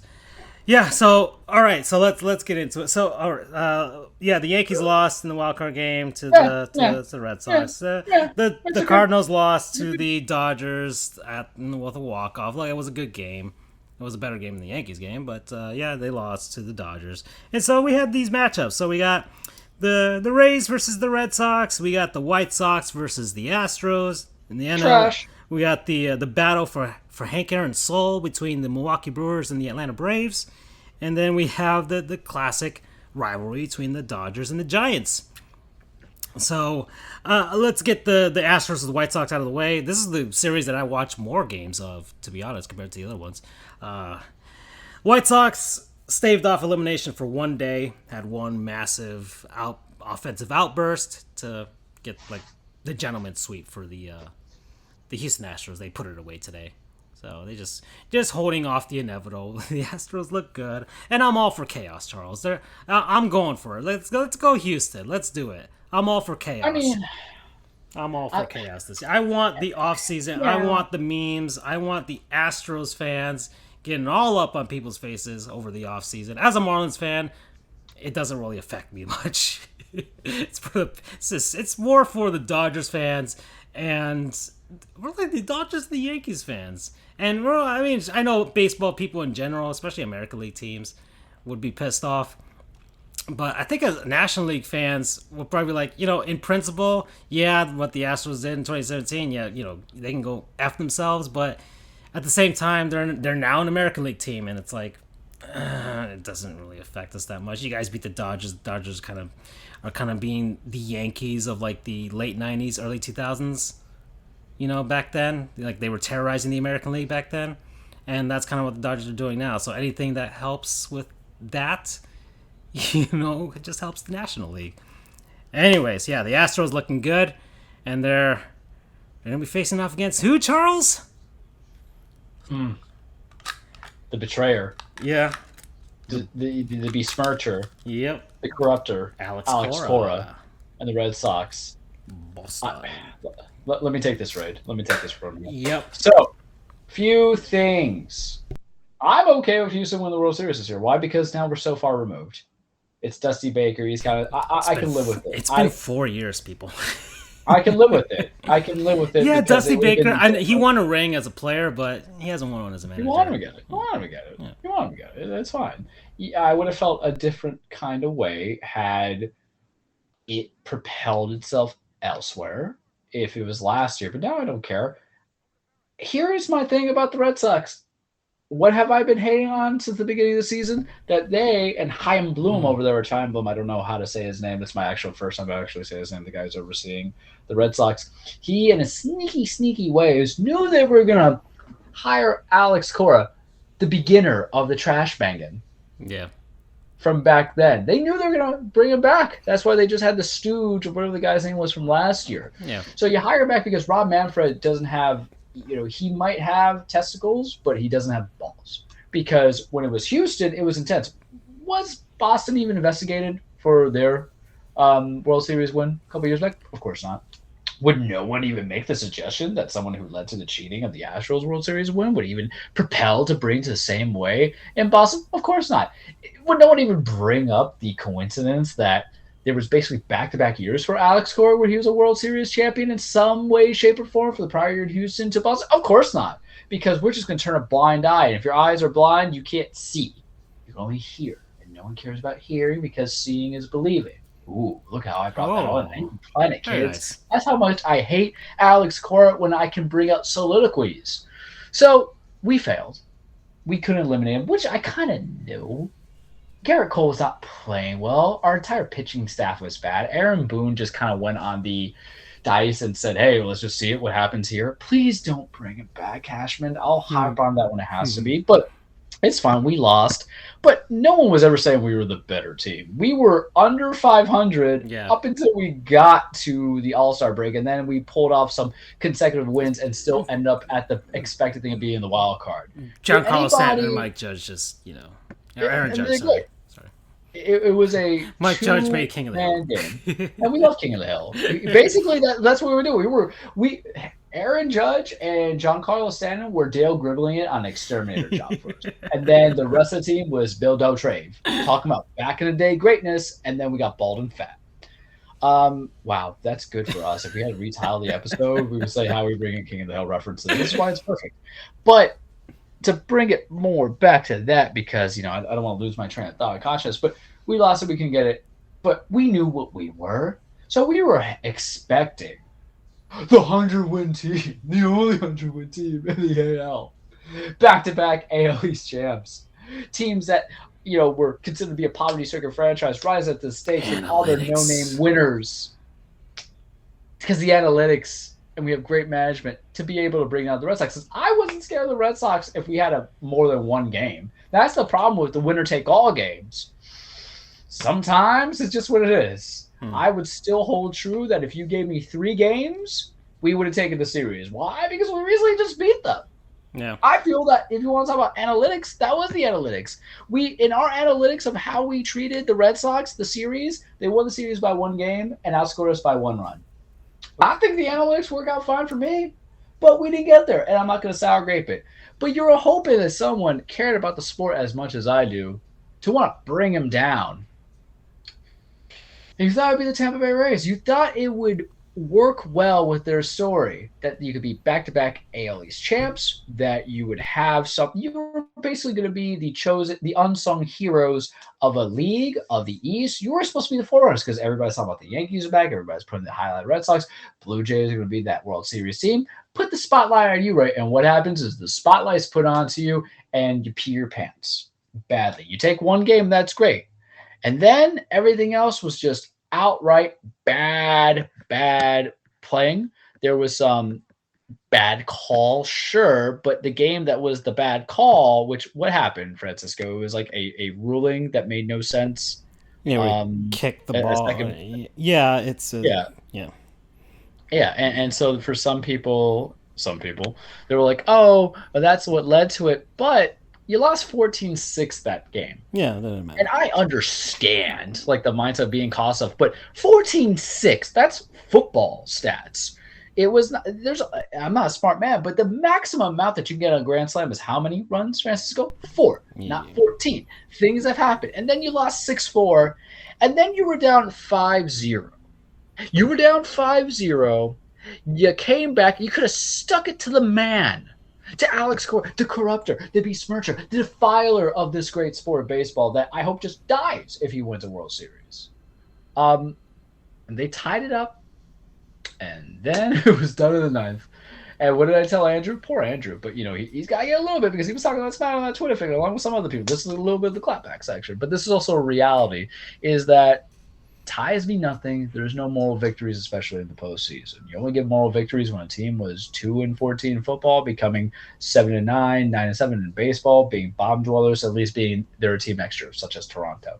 And then they lost. The walk-off happened, and the heart was broken. And now I leave it to chaos. I'm like, go ahead, Alex Cora. I don't care. ALCS or American League cheating system. Go ahead. Do it. I don't care. Go Dodgers, go Giants, go Cardinals are gone. Go Braves, go whoever. I can't have Alex Cora win it. Okay. Because if Alex Cora wins it, I'm out. Yeah. I did the same thing last year. And I'm going to say it now. I'm out. Because maybe I was petty last year. Maybe it was raw for me because we didn't even get Houston in any games last year. Mm-hmm. So maybe you can see, but I got Houston and we whooped them, man. We lost 1 game and we whooped them everywhere else. And it was just so good. But what is the precedent is that you're not going to get justice from Rob Manfred. You're not going to get justice. You're not going to get humility from Alex Cora. He's going to loose lips, sing ships. Maybe he's going to be quiet. He's going to be more hard to crack than a John Gruden email. Mm-hmm. You think Gruden's email goes JG Gruden 1 loves football at AOL.com? That's what it feels like to me. So That was it. And you know what's funny? I didn't watch any of those series. You know what I have been watching? And damn it, I hate West Coast baseball. Dodgers Giants has just been fantastic. Oh no, Man. I'm just saying. that's beautiful. No, it's That's the the World series. Series for us. It's the best series of the postseason, and I mean, it might be the best one of the whole postseason. Maybe by the end of it, who knows? Like right now, I mean, look, San Francisco could win tonight, but do you really think they will? I mean, they barely won last night, and all the games have been close. So it's well, I mean, well, not all the games have been close. The Giants won emphatically on the first game, and then the Dodgers had theirs. I mean, it's good. It's just two heavyweights going back to back. You know, It is Deontay Wilder, Tyson Fury. I don't know if you watch any of those highlights.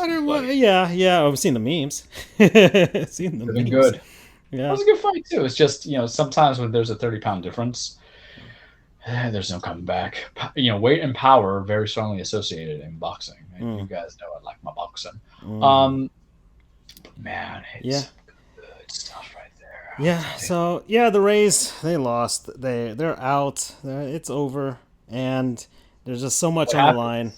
It's so much on the line. It's so much. Like I already said it before. This is worse than the plot of Major League because they're already like they're essentially moved. They're already moved in a sense. And I feel bad for Andrew and other Rays fans because they think that they needed to win this to prevent the move, but the move was always going to happen. Yeah. It's just this was supposed to be the intervention. And I've been saying it. I've been saying it since we've been talking about since this came out, since the news came out. It was like that Rays are a pawn.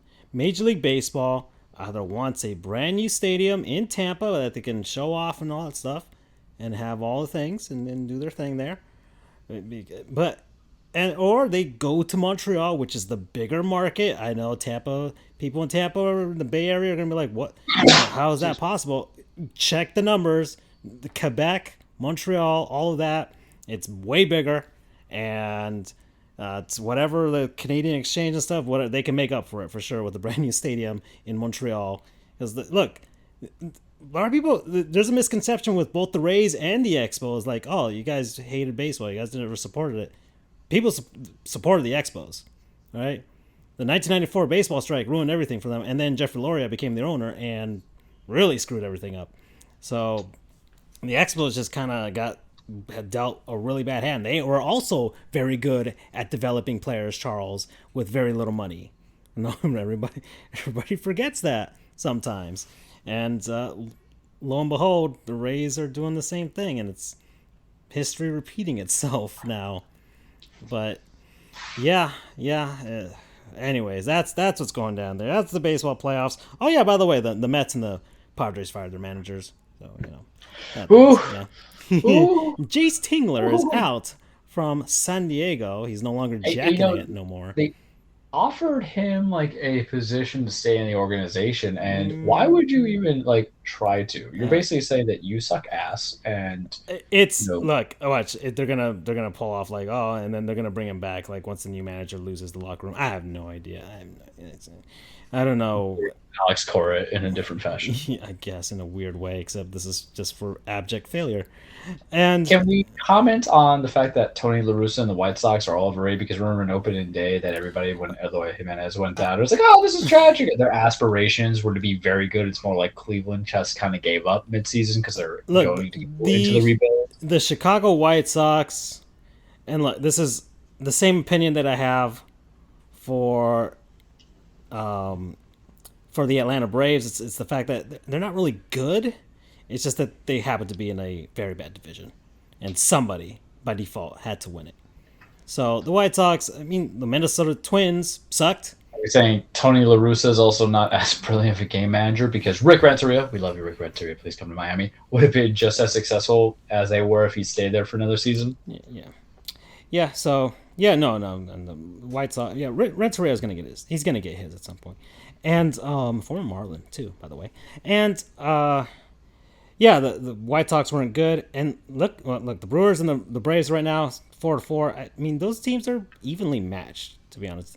And look, the Brewers were hot for half the season, but ever since then, I forgot about them.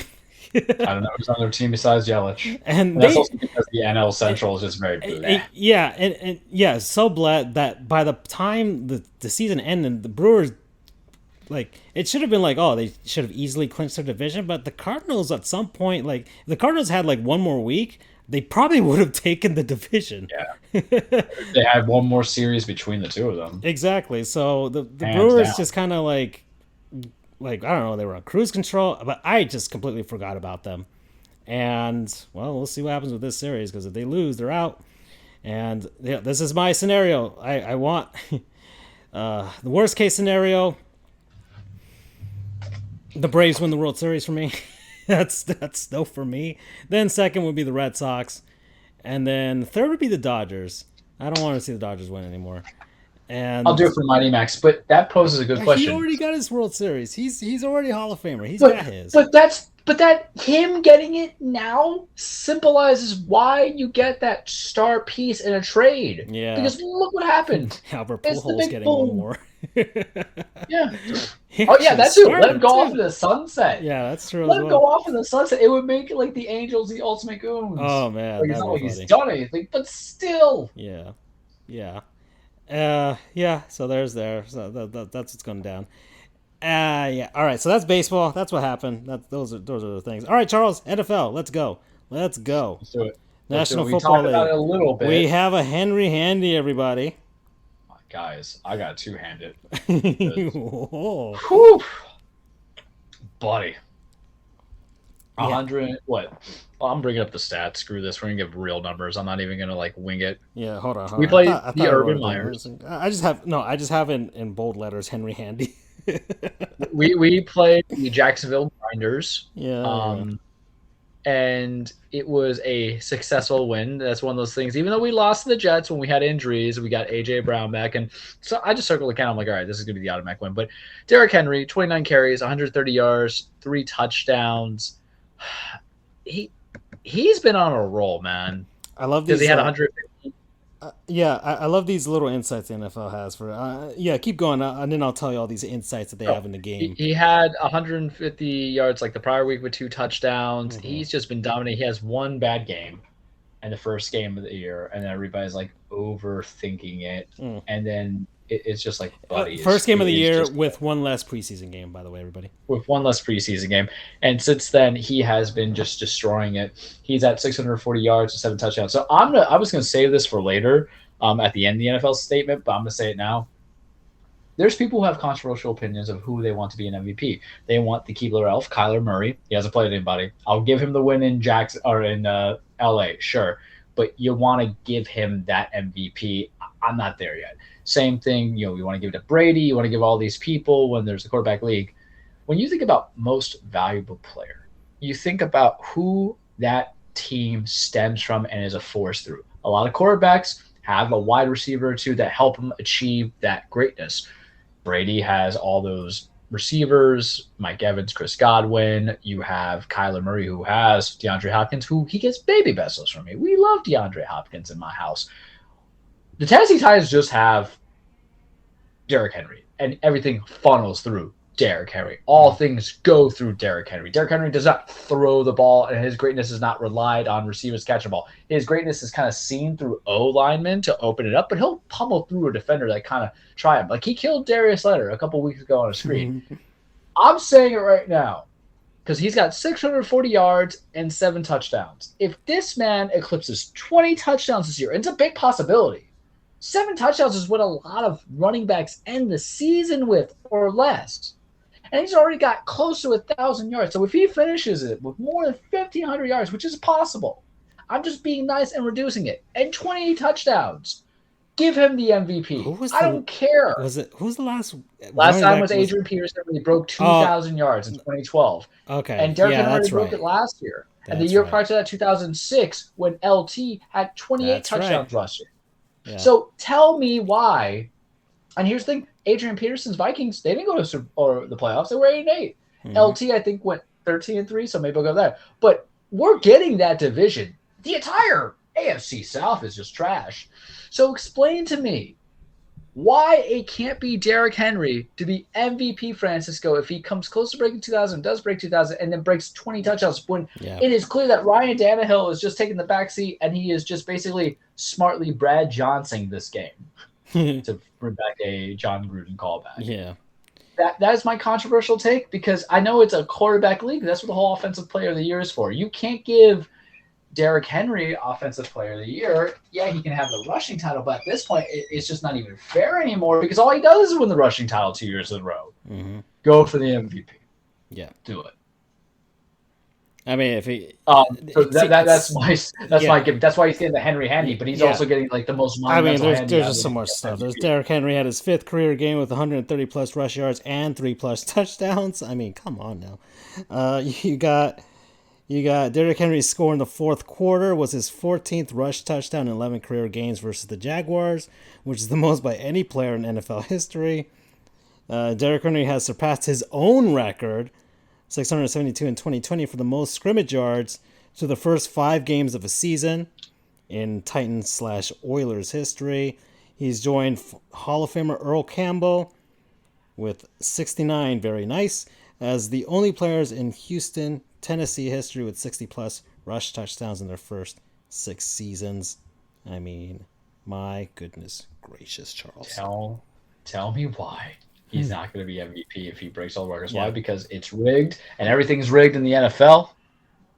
I mean, I'm just trying to think of, like, you want to give it to, I can't, I don't know, like, Kyler Murray. They're saying Kyler because they're 5-0. And you look at the team he's played, the only real team that he's played is San Fran, who had to go with Trey Lance, and it showed. Mm-hmm. And then he beat the Rams. I'll give him that he beat the Rams. Yeah. Brady, maybe Stafford, Mahomes if he gets it around. Maybe the analytics can help us with this. Who knows? You would think it'd be like just somebody just seeing it. I don't have no idea. But anyways, let's keep going. It's just kind of like how Felix Hernandez won a Cy Young on a losing team with a losing record. Like, I'm hoping that'll be a thing. With the Henry Handy, we get the handiest of Henry. The handiest of handies. Yeah, exactly. So, all right. So there's that. I only watched half of the Dolphins game, everybody. So the Miami Dolphins are terrible. Miami Dolphins are terrible, guys. Man, Tom Brady was just toying with the Dolphins. Like, just toying with them in that game. Like, he was throwing, like, deep balls just for the sake of throwing deep balls. Just to mess with Xavier Howard, who has disappeared on us here. All that shit talk. Yeah. And the holdout. Remember, everybody held out for some more money. And so he's like, okay, just experiment. This is like a preseason game for the Bucs. It truly was. It felt that way. There was no point in the game where they felt like the game was in danger of being lost. They were down in the game, but even then, there was like no look of panic with them at all. Where the Dolphins just kind of like, oh God, we actually have the lead. And okay, Jacoby Brissett played a slightly better game. Well, it couldn't have gotten worse than the last game. But he was making some throws that were just excellent, considering the fact that he had a straight hamstring. He didn't lose you guys that game, nor did Myles Gaskin. These guys don't play defense. Yeah. What the hell is the purpose of Jalen Waddle? I don't know if you've talked to Doug about that, but this is your first-round pick. The Dolphins. I don't know if it's the offensive scheme. Don't even talk to me about the offensive scheme with the Dolphins, who have like 4,000 offensive coordinators now, all calling plays. I have no idea what's going on with that. So, anyways, none of it's working, and I didn't watch all the game compared to the last game because it wasn't even funny. Like, at this point, I watched the Dolphins as a joke. Like, it's like a comedy hour for me. But none of it was funny. They didn't do anything hilariously stupid. So I just stopped watching, and I played Metroid Dread, which was a much, much better use of my time. So there was that. Let's talk about. Fuller's hurt. Devontae Parker's hurt. None of it's working. None of the draft picks have been working out. Like the whole thing, the rebuild it's an abject failure. Everybody, the defense gave up on your boy. Yeah, it's a failure. The Dolphins failed to rebuild. They failed to rebuild. And I guess what makes us look bad, it's the fact that certain quarterback out in Los Angeles is doing good. And that's Herbert, right? Just beating good teams, everybody. Not sweating either. Yeah, exactly. He's beating good teams. And 47-42 over the Cleveland Browns in Los Angeles. Down like by 20. Yeah. Just like Lamar. Yep. So, yeah, Herbert joined Patrick Mahomes as the only QBs in the Super Bowl era with 40-plus touchdowns and fewer than 15 interceptions in their first 20 starts of their career. The Dolphins could have had him, too. Yep. They could have. I love that. Bama. They're like, Pac-12 quarterback, we don't want none of that. Josh Rosen came from Pac-12. Can we just say that the Saban era Bama quarterbacks, none of them work out. None of them do. Right? Can we say that? None of them have been a first-round pick except for Tua and for Mac Jones. Yeah. Greg McElroy, A.J. McCarron. Homeboys were not drafted. They're drafted like they're a fourth round because they say they're a system-ready team, but they're not asked to do much except for dominate crappy teams. Yeah. So, Alabama, look, this isn't what who was Bart Starr. He was a Bama guy a long time ago, way back in the day. I don't think it doesn't work out. So why did NFL teams are drinking the Kool-Aid? I don't know what's going on. So the Dolphins drank it, that's for sure. We'll see. Tua's got supposedly coming back against the Jaguars in London, but if he's got no tools to elevate him, man, if the Dolphins lose to the Jaguars, oh, that actually might be funny. Oh, but then I'd have to wake up to watch that game. I don't know if I want to wake up that early just to watch the Dolphins and the Jaguars. All right, so yeah, Herbert is doing good. So that was another game. Oh, let's talk about the Raiders. We're going to head back to John Gruden. They lost in Vegas. 20-9 to the Chicago Bears. Everyone. So what Justin Fields competent. Yeah. What a beautiful way for John Gruden to end his coaching career. For a guy who's supposed to be an offensive genius, and they only get 3 points in his final game. Or 9, I'm sorry. 9, yeah. 9 points. Derek Carr with, 22 for 35, 206 yards, 1 interception, no touchdowns. So Mike Mayock's out, right? Got to be. Now that Gruden's not there to be, the human meat shield, or utilizing him as the human meat shield for Mike Mayock. Mm. Yeah. Because he has not drafted well at all. No. So, yeah, no, the Raiders trying to, I don't know, unless they keep it going, just try and justify the fact that they're in Vegas, they're trying to get this fan base. I mean, it doesn't matter with the fan base, honestly. They already got the fan base. And Vegas is just Raiders fan base destination cities, right? It's just people, there'll be a road city. Yeah, and they have a legacy to still be relevant. It's just, you know what, man? I'm a jerk. I already know this because the reason why I laugh about this Gruden thing, the Raiders, because of course it happened to the Raiders. Mm. It's not as if it happened to a very neutral team that everybody seems to be kind of about. And I'm trying to think of what that team would be, but it's kind of like the Cincinnati Bengals. It's not like it's that kind of team. Because there's some teams that can kind of get away from it. Deflategate, for example. Yeah. Patriots, okay, we all turned it because we remember it was a 45-0, or like 45-14 win for them, so it wasn't like no big deal.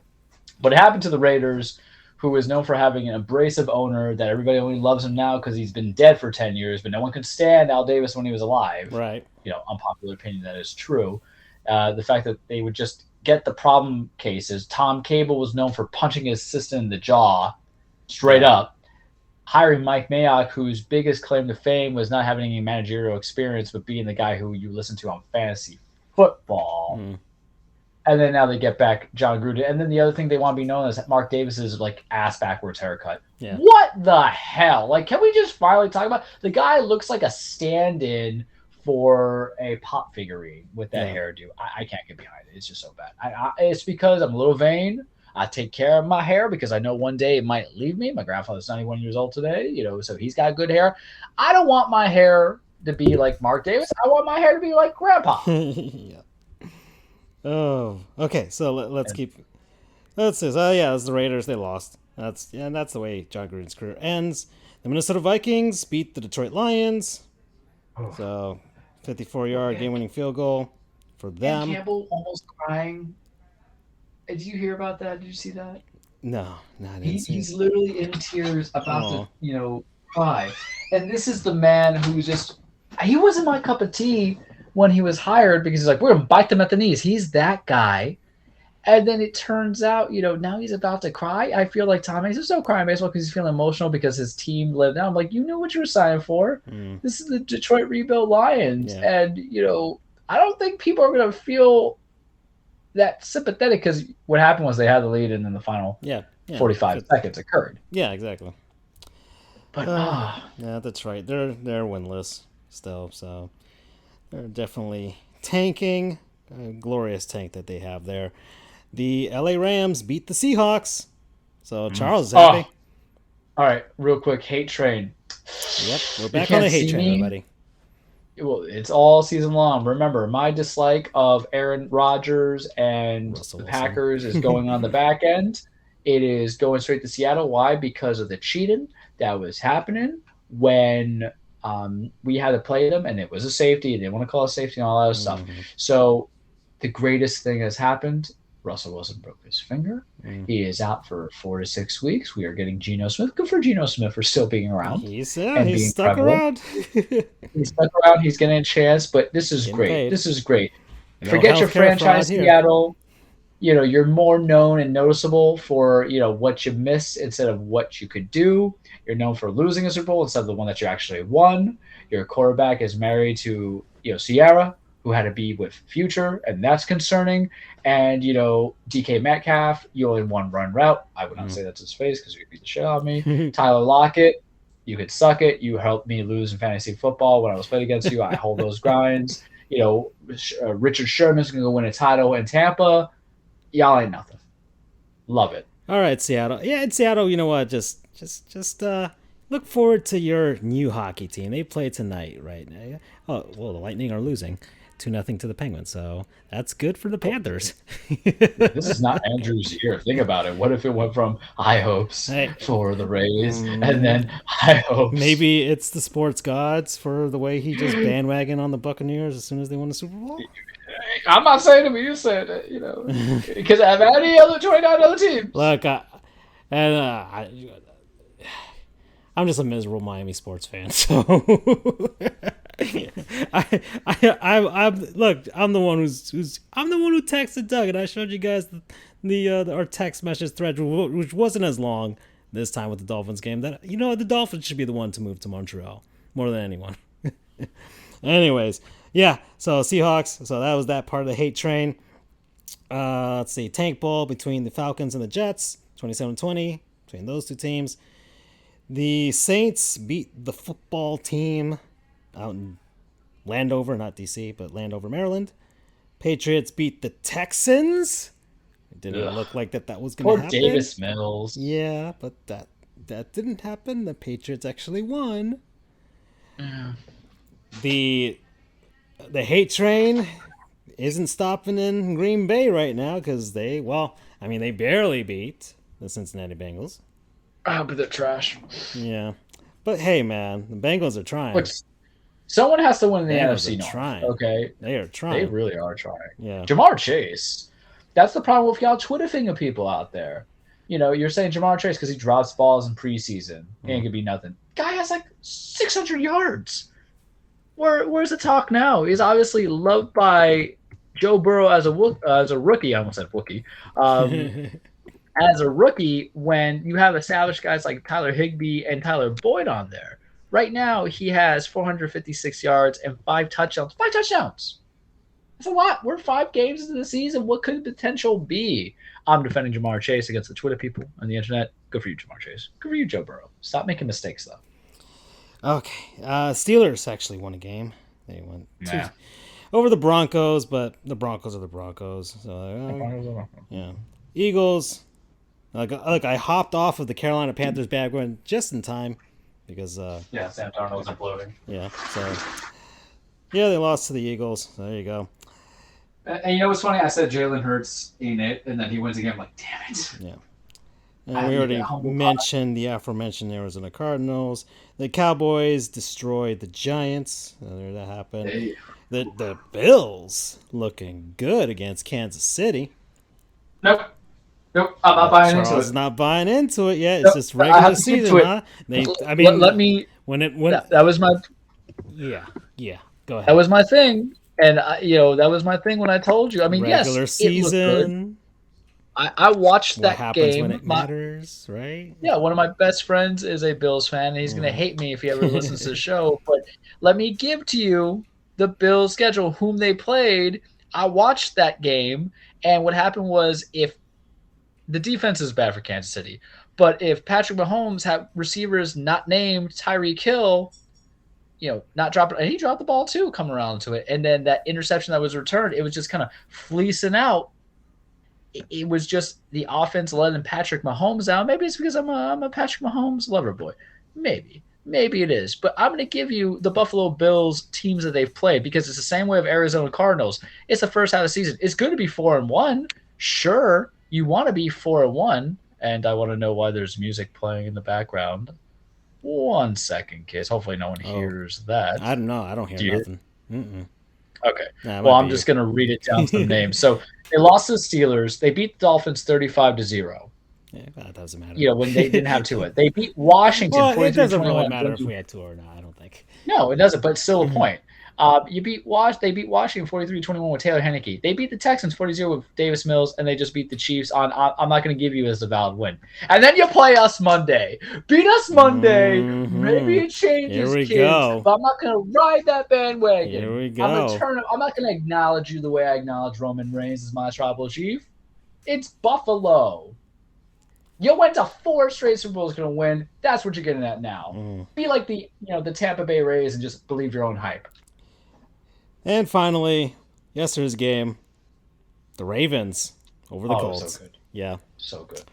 Carson Wentz is still alive, but couldn't keep it going. I mean, that's not on him, though. No. That's on that deep. No, he played it is. No, he did as well as he. And look, Carson Wentz is, he's trying.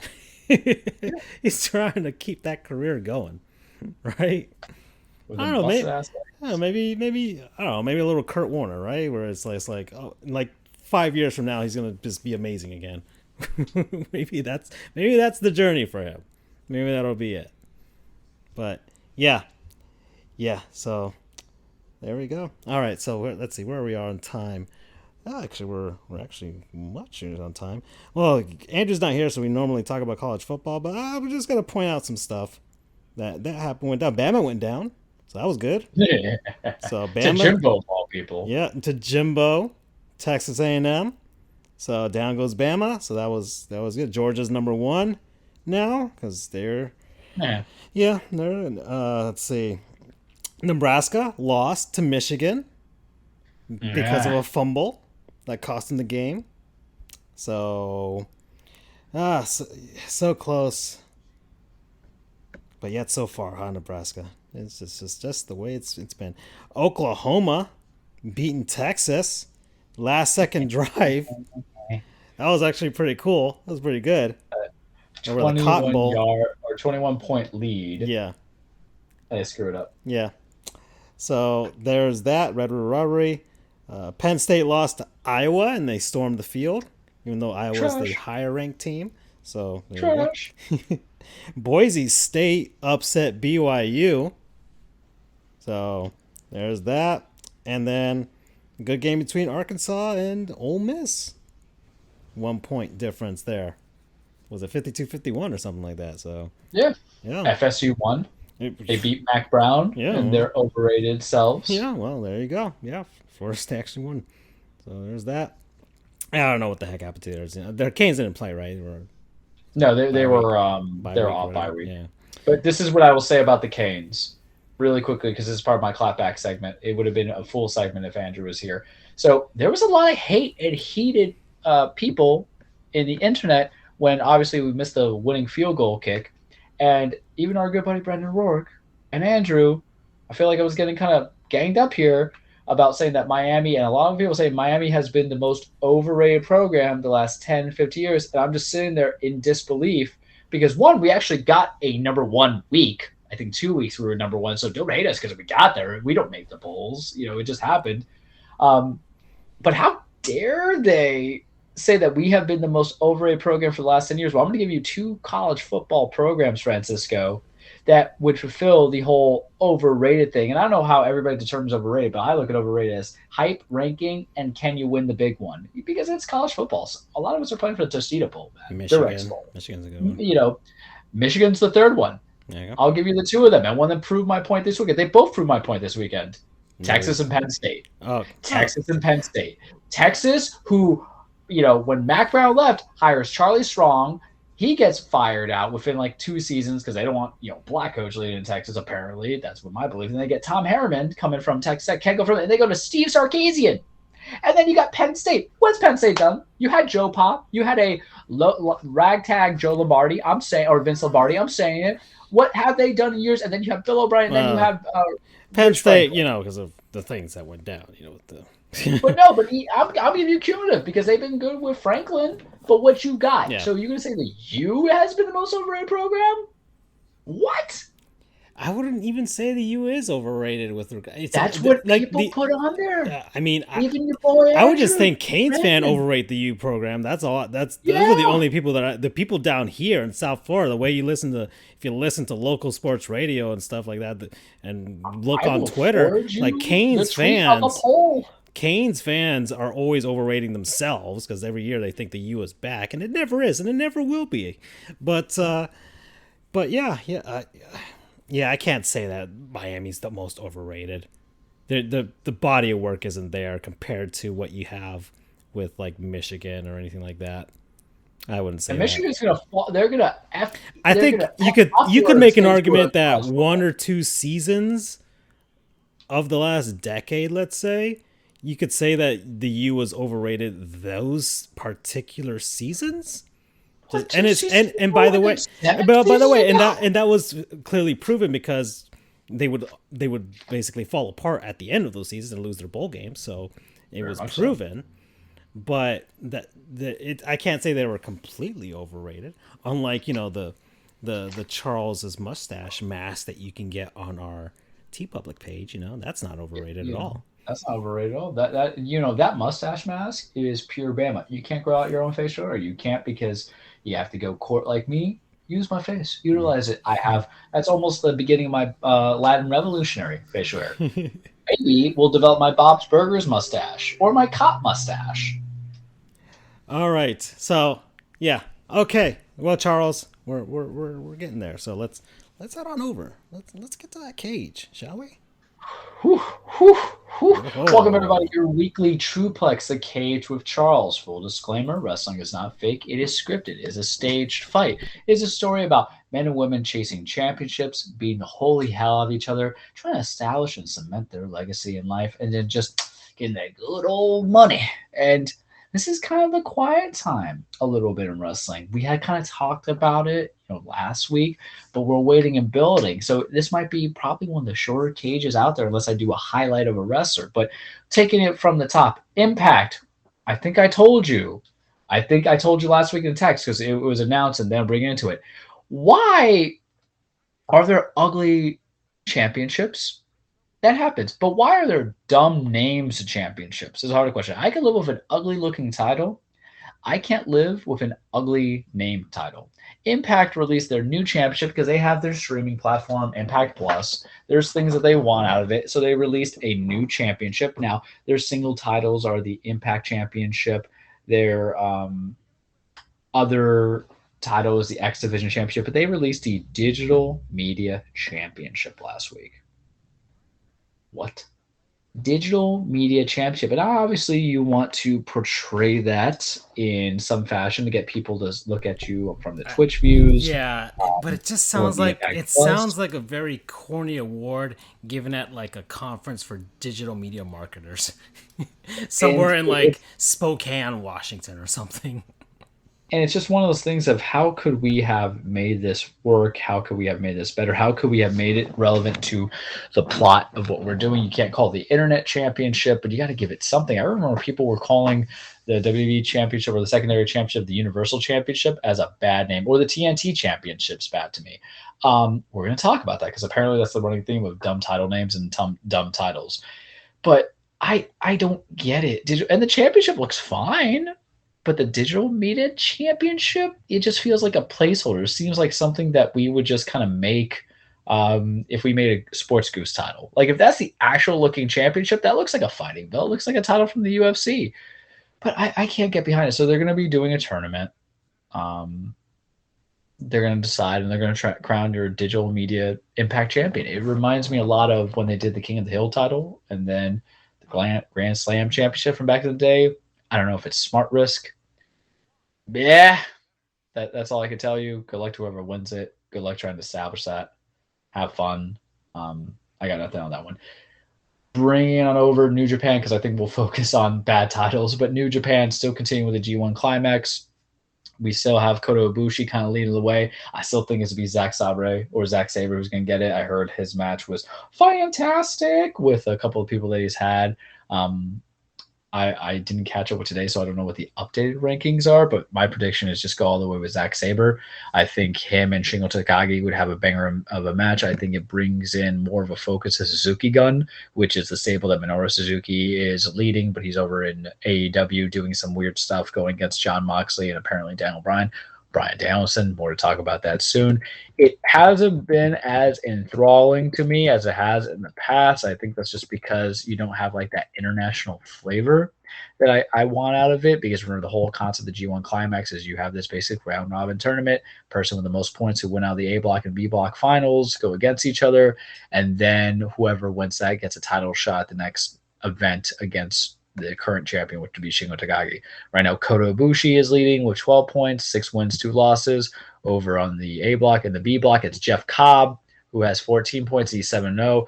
I can live with Jeff Cobb because here's some backstory of why it might work. And even though New Japan's not as story-based as the other ones, it still works because the prior to the champion of that, prior to Shingo Takagi, was Will Ospreay. Will Ospreay is the one who won the Transformer title, as I call it, when he was New Japan World Heavyweight Championship after he beat Kota Ibushi, and then he had the new title that was reformed for it. He got hurt with a neck injury. He's back apparently, but he's not in the G1 Climax tournament because I think they have something bigger that they're telling. Jeff Cobb and Great O'Karn are part of the United Empire, which is Will Ospreay's faction that he leads. So what if your whole thing is you have Jeff Cobb winning the tournament, supposed to go against Shingo Takagi, and then he vacates his spot for Will Ospreay to come back and he wins it back? I can kind of get behind it because WWE does a lot of rematches when champions lose the belt. Other places don't really do that. New Japan's like, nah, man, it's back of the line kind of stuff. This ain't like boxing where you're Anthony Joshua, asking for a rematch because you got clocked again out of nowhere by Usman or whatever his name is. And AEW hasn't really established that kind of personality either, where the champion who lost gets an automatic rematch. And I'm a sucker for automatic rematches because we talked about last week, Francisco. It's about getting the stories to work, because how do you write a storyline without a championship? It's kind of hard. You agree with me? So rematches kind of extend feuds, kind of pull off a caper. They get what it needs to be done to be done. I think that would be cool, but maybe not. I still think they should go with Zack Sabre, pull it out a few bits because I want to see that style, but chances are it's either going to be Jeff Cobb or they give you Kota again, and the match is going to be good. Bring it over. Let's go with AEW. This Friday on Rampage is going to be interesting because AEW and WWE are crossovering each other. So WWE is doing a supersized portion of SmackDown, so it's going to run an additional 30 minutes. So instead from 8 to 10, it's going to go 8 to 10:30. And it's going to interfere with AEW Rampage, which is what they have on TNT. So AEW has been like, oh, we're going to up the stakes. And they have Daniel Bryan or Bryan Danielson going. It's still weird for me to go back to his old indie names, but he's going to have I think the Braves just won. Bryan Danielson going against Minoru Suzuki, which I don't like to watch wrestling on Fridays because I got to do things. So, yeah, my buddy just texted me. I'm like, I don't like to, do certain things. I'll watch wrestling on Fridays, but I might have to watch that match, but given the fact that AEW disappointed with Jon Moxley versus Minoru Suzuki in AEW, I don't want to kind of watch it if it's going to disappoint. So, but since it's on Rampage instead of Dynamite, I think that gets the timing. Last week on Dynamite, they introduced the secondary title, the much rumored TBS title, and it's going to go to be the women's second division. Charles has gripes. One, the title is ugly. And people say, oh no, you'll learn to like the title. No, I think it's ugly. Britt Baker, DMD, who is you see it, right? Yeah. It's just so bad. It's just so bad. It's bad. There's no other way to say it. It's bad. I don't like the blue. I like the gold is fine. The blue and then the TBS logo just it doesn't work, man. It's so and then what? Like, oh my god, the TBS isn't logo. Isn't it kind of sycophantic? You already have the TNT title, and the TNT title, I let it slide because your show's called Dynamite, and it's primarily, called Dynamite. Yeah. So TNT and Dynamite, but what? I mean, this is all like maybe they'll have a Cartoon Network champion, an Adult Swim. Well, champion. That's what Britt Baker, DMD, made that statement on. She goes and says, y'all call it TBS title, but you could just call it the Cartoon Network title because now it's going to be the secondary title for the women. And it just made more sense to just have a women's tag team belt because, unfortunately, it doesn't make sense to me to have a mid-card for a women's title. One, you don't have the same variety of women or expansive growth of women to use as wrestlers. Some of them are still green or you don't have the roster. And then two, I think it's going to cause like that confusion. The TNT title is a mid-card title. The AEW championship is the main title, but can we say the same thing about the TBS title? And they're going to do a tournament starting in January. Jade Cargill, Ruby Soho are probably going to be the last two, and it'll probably go to Ruby. I don't think it would go to Jade. I think Jade would actually be the one who beats Britt Baker, DMD, to get it. I just don't like that title, man. I feel that it's a little bit of ass kissing. Sorry, Tony. Sorry, Cody. Follow us on Twitter. Dan Free Holidays, Charles the True, FJOJR, all that other fun stuff. But it's not my cup of tea. It's kind of ugly. The blue doesn't work. I mean, look, how many times did the TNT title have to be redone? A lot. And they provided the title when it wasn't completed, and then Brody died, and they redid it, and then they gave it to Miro, and Miro changed from the red to the green. The TBS title is just a no because it seems such a that's like if it looks like if we made a Sports Goof title. We kept the gold and we just put the S and the G and we had the blue and gold. Yeah, and we had the blue that we use instead of that Robin's egg blue that they use there. And I just can't get behind it in any way, shape, or form. So I'm not necessarily a fan of it. But look, at the end of the day, it's their world. We just live in it. So if a title means nothing without the right kind of champion, the right kind of challenger, so best of luck to them. I mean, if we're going to go with this corporate sponsorship, Warner Brothers title. Yeah, DC Comics title, WB title, it's fine. You got Malachi Black Looney in there. Tunes. Do a new Space Jam spinoff. I have no idea. Space Slam. Holy crap. Remember when we made our own TV show? Oh, no, with the Venus Williams or the Serena Williams show. Was it? Was it Jam? Peanut Butter and Jam? I don't know, something like that. No, I thought we called it Aces. Yeah, or something like. Yeah, exactly. It was supposed to be Aces, but it was supposed to peanut mean butter. Something about peanut butter. Oh, it was a spin-off to Sausage Party. Yeah, that's right. So that's what I would do. You make Space Slam because I mean listen, hold on here. Oh, here we go. But if you put like Tasmanian Devil and Brock Lesnar in a ring together, I'm for it. But that's WWE. So we go to AEW. So if you put Eddie Kingston and the Tasmanian Devil, I'm for it. You could put MJF and Bugs Bunny. No, Daffy Duck. Because like Disney, and we're gonna do like a tie-in, with WWE Disney like buys that. WWE. Well, when they buy WWE, I mean, you had Scooby-Doo and WWE stuff like Scooby-Doo WrestleMania. These are real things. I'm just saying, but now AEW is connected to the Turnerverse or whatever you want to call it. So yeah, they could do it with like DC or Cartoon Network stuff. That could be a thing. Could you just imagine? You could have the Powerpuff Girls, and you have a Powerpuff Girls stable. That'd be badass. Yeah. Johnny Bravo, the Space Slam. We made it. It's us. We're trademarking it. AEW. If you want that, or at least make it into a video game. You know, unlike was it the Nickelodeon All Star Smash or whatever they just made? Brawl. Yeah, Yeah, All I Star can't Brawl. buy that because there's no sound effects. There's no care. I Oh watched no, like a 5 minute yeah, gameplay of it. I'm yeah, I like, no, saw that. thank you. Yeah, there's no voice. There's no voice. Like they didn't even get the voice actors for these characters. Yeah, Like because it's just a hollow. It's a hollow mashup. The game might exactly. actually be legitimately fun, but if you're using license rights, I expect license But it's things. Nickelodeon's own thing. You would think they could at least gotten Tom Kenny to voice SpongeBob has to make noise. He has to speak. They Like don't you're even not have just, Squidward. I want to see somebody. He has like all those tentacles. He would have been a like perfect brawler. like you have all the Teenage Mutant Ninja Turtles, and you could get all those voice actors. I don't care if they're unionized or not. You can get So all of them together. how could you even like get April O'Neil in there, but you don't have Casey Jones? Seriously. Yeah, he's perfect. Or He's got even the hockey Shredder. mask. He's got the hockey stick and stuff like that. Yeah, you got Shredder. They needed more villains in that too. They needed more Yeah, like villains. seriously. I mean, Like, yeah, that's the Zim, but I Zim think is. I don't even know if Zim's really a villain because he's so incompetent. yeah, Zim is not a villain whatsoever. Exactly. I mean, they could have had the Fairly Odd Parents dude in there, who's basically me in another 10 years. Crocker. They have no villains. Yeah, Crocker. Yeah. Fairies! No one wants to beat. The nice people don't want to beat each other Yeah, up. I don't everybody even wanted think that Jimmy you have- Neutron's dad. They could have done that for the Yeah, meme. and you're gonna bring Avatar, which is ripe with certain things, but you just bring a Toph and Aang. I'm like, Yeah. come on. Oh no, they had Cora. She was in there. I mean, Yeah, that's but not she's the original. not really a Yeah, villain. I know, but yeah, not the Yeah. same. So that's Yeah. the hard part. I'm like, so why would they want to beat each other up? It's the same way of how Sony did their Yeah, All-Star Brawl PlayStation or All their Stars. equivalent. Yeah. I'm like, get some bad guys in there. Your only bad guy was like Kratos. I'm Yeah. like, come on. That's true. You Yeah. needed, gosh, what was Zuko's sister's name?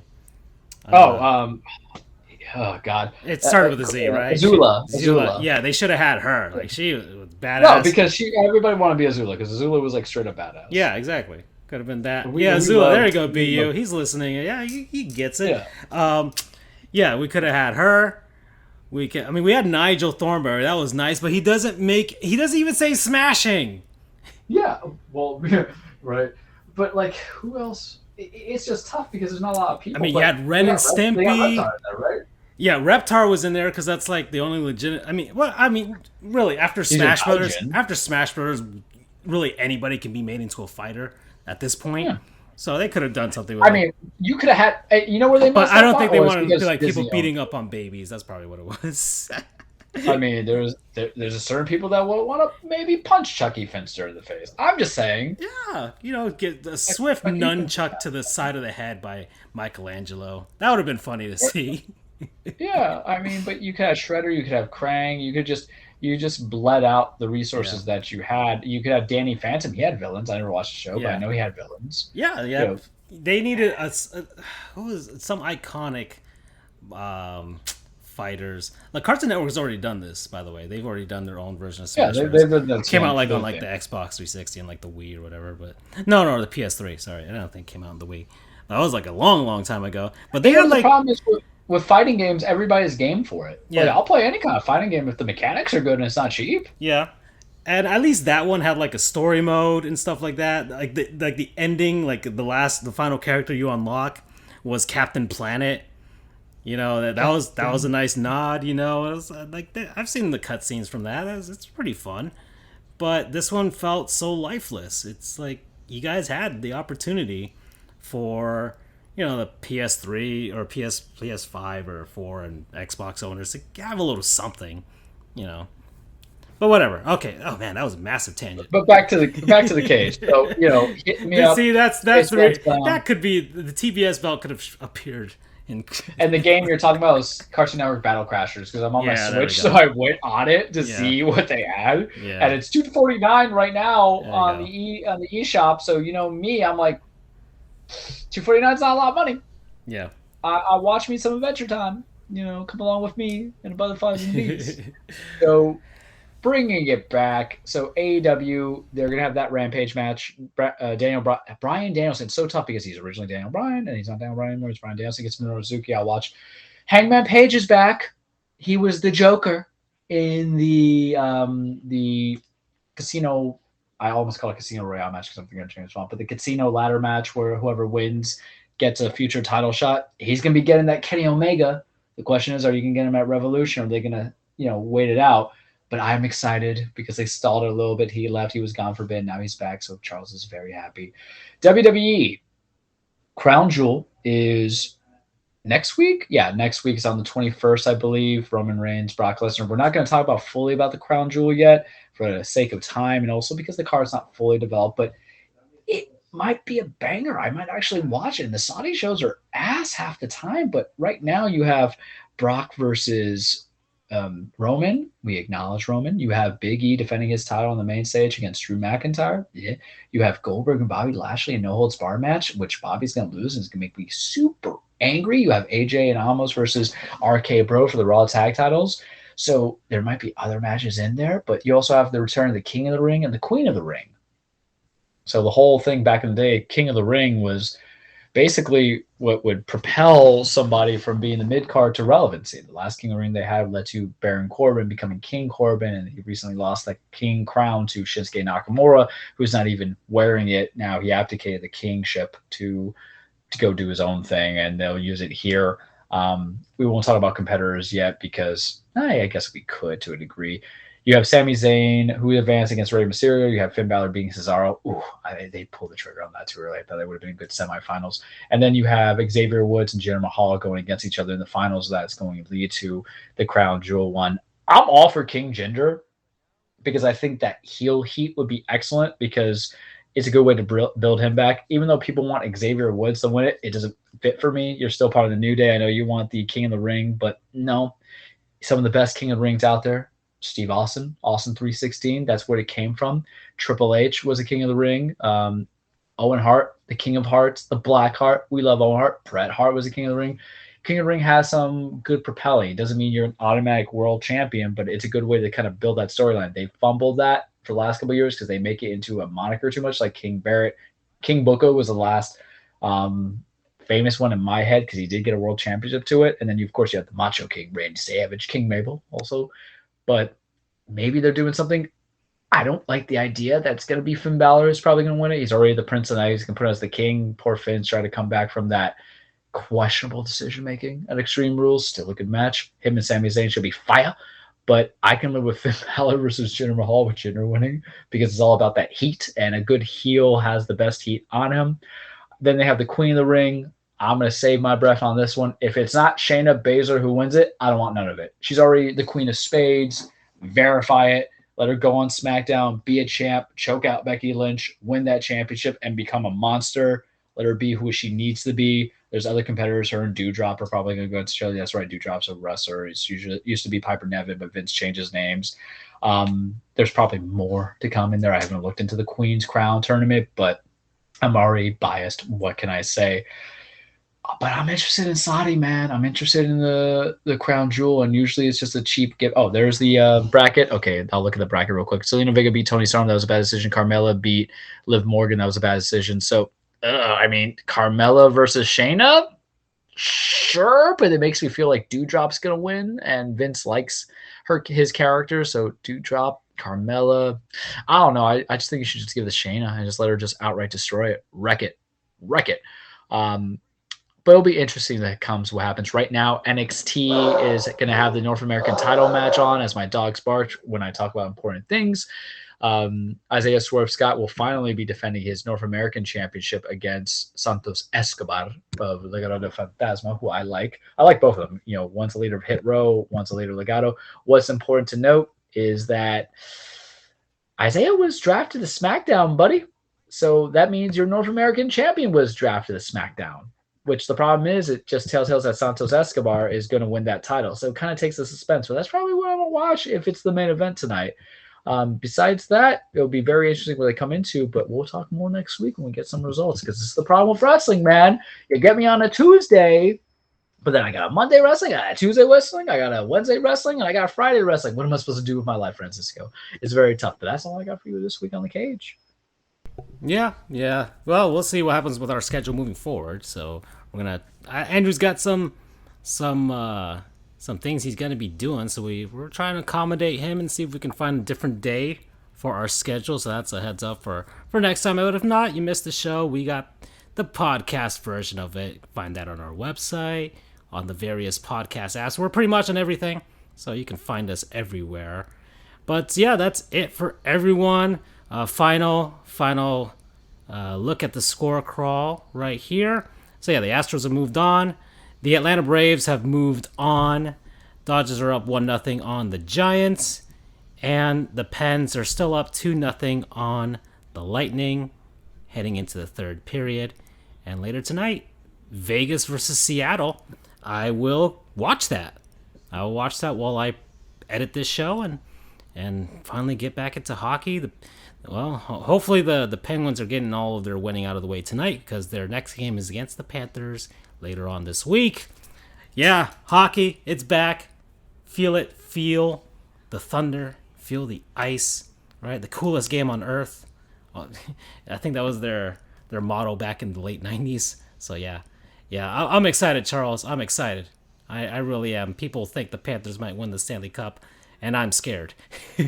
Expectations, finally. And of course, the Heat will be coming soon enough too. So we'll be looking forward to some basketball too. Heat and 6? Yep. So excited about that. And yeah, Jimmy Butler's new hairdo as well. He's got me all up in a tizzy right now. Ooh. We're gonna see if we're gonna fall in love with an old Kyle Lowry or not. That's gonna be the hardest sell for me. Yeah, because you and I were kind of the two people who were like, We'll see. I mean, he's in shape. He's in way better shape than he's ever been. So they're part of that Heat, that Miami Heat wellness program. Yeah, the workout program that they've got. Man, Miami Heat should just open gyms all over the country. Listen, I will follow their workout regime. For real. Whatever they got to do to get that cardio going, I'll play to it. I will join a Miami Heat gym. You know how they have the UFC gyms all over the place? The Miami Heat should just open their own. Yeah. Well, it's all nutrition. The first thing Pat does is goes, "You don't eat any sweets," and that's why I couldn't make the roster. I was literally like, I went to Jimmy John's. I had the triple chunk cookie when I got home before the show because I knew my sugar. I had an Oreo. I wouldn't survive. Pat would fire me. Yeah. All right, that's it for us, everybody. Y'all take care. We'll see you next week for our 118th episode. Oh man, we've been doing this a long time. All right, bye. Have a good night. Good night. Good evening. Good afternoon. Take care. Whenever you listen to this. Yeah, sure. Take care. Bye.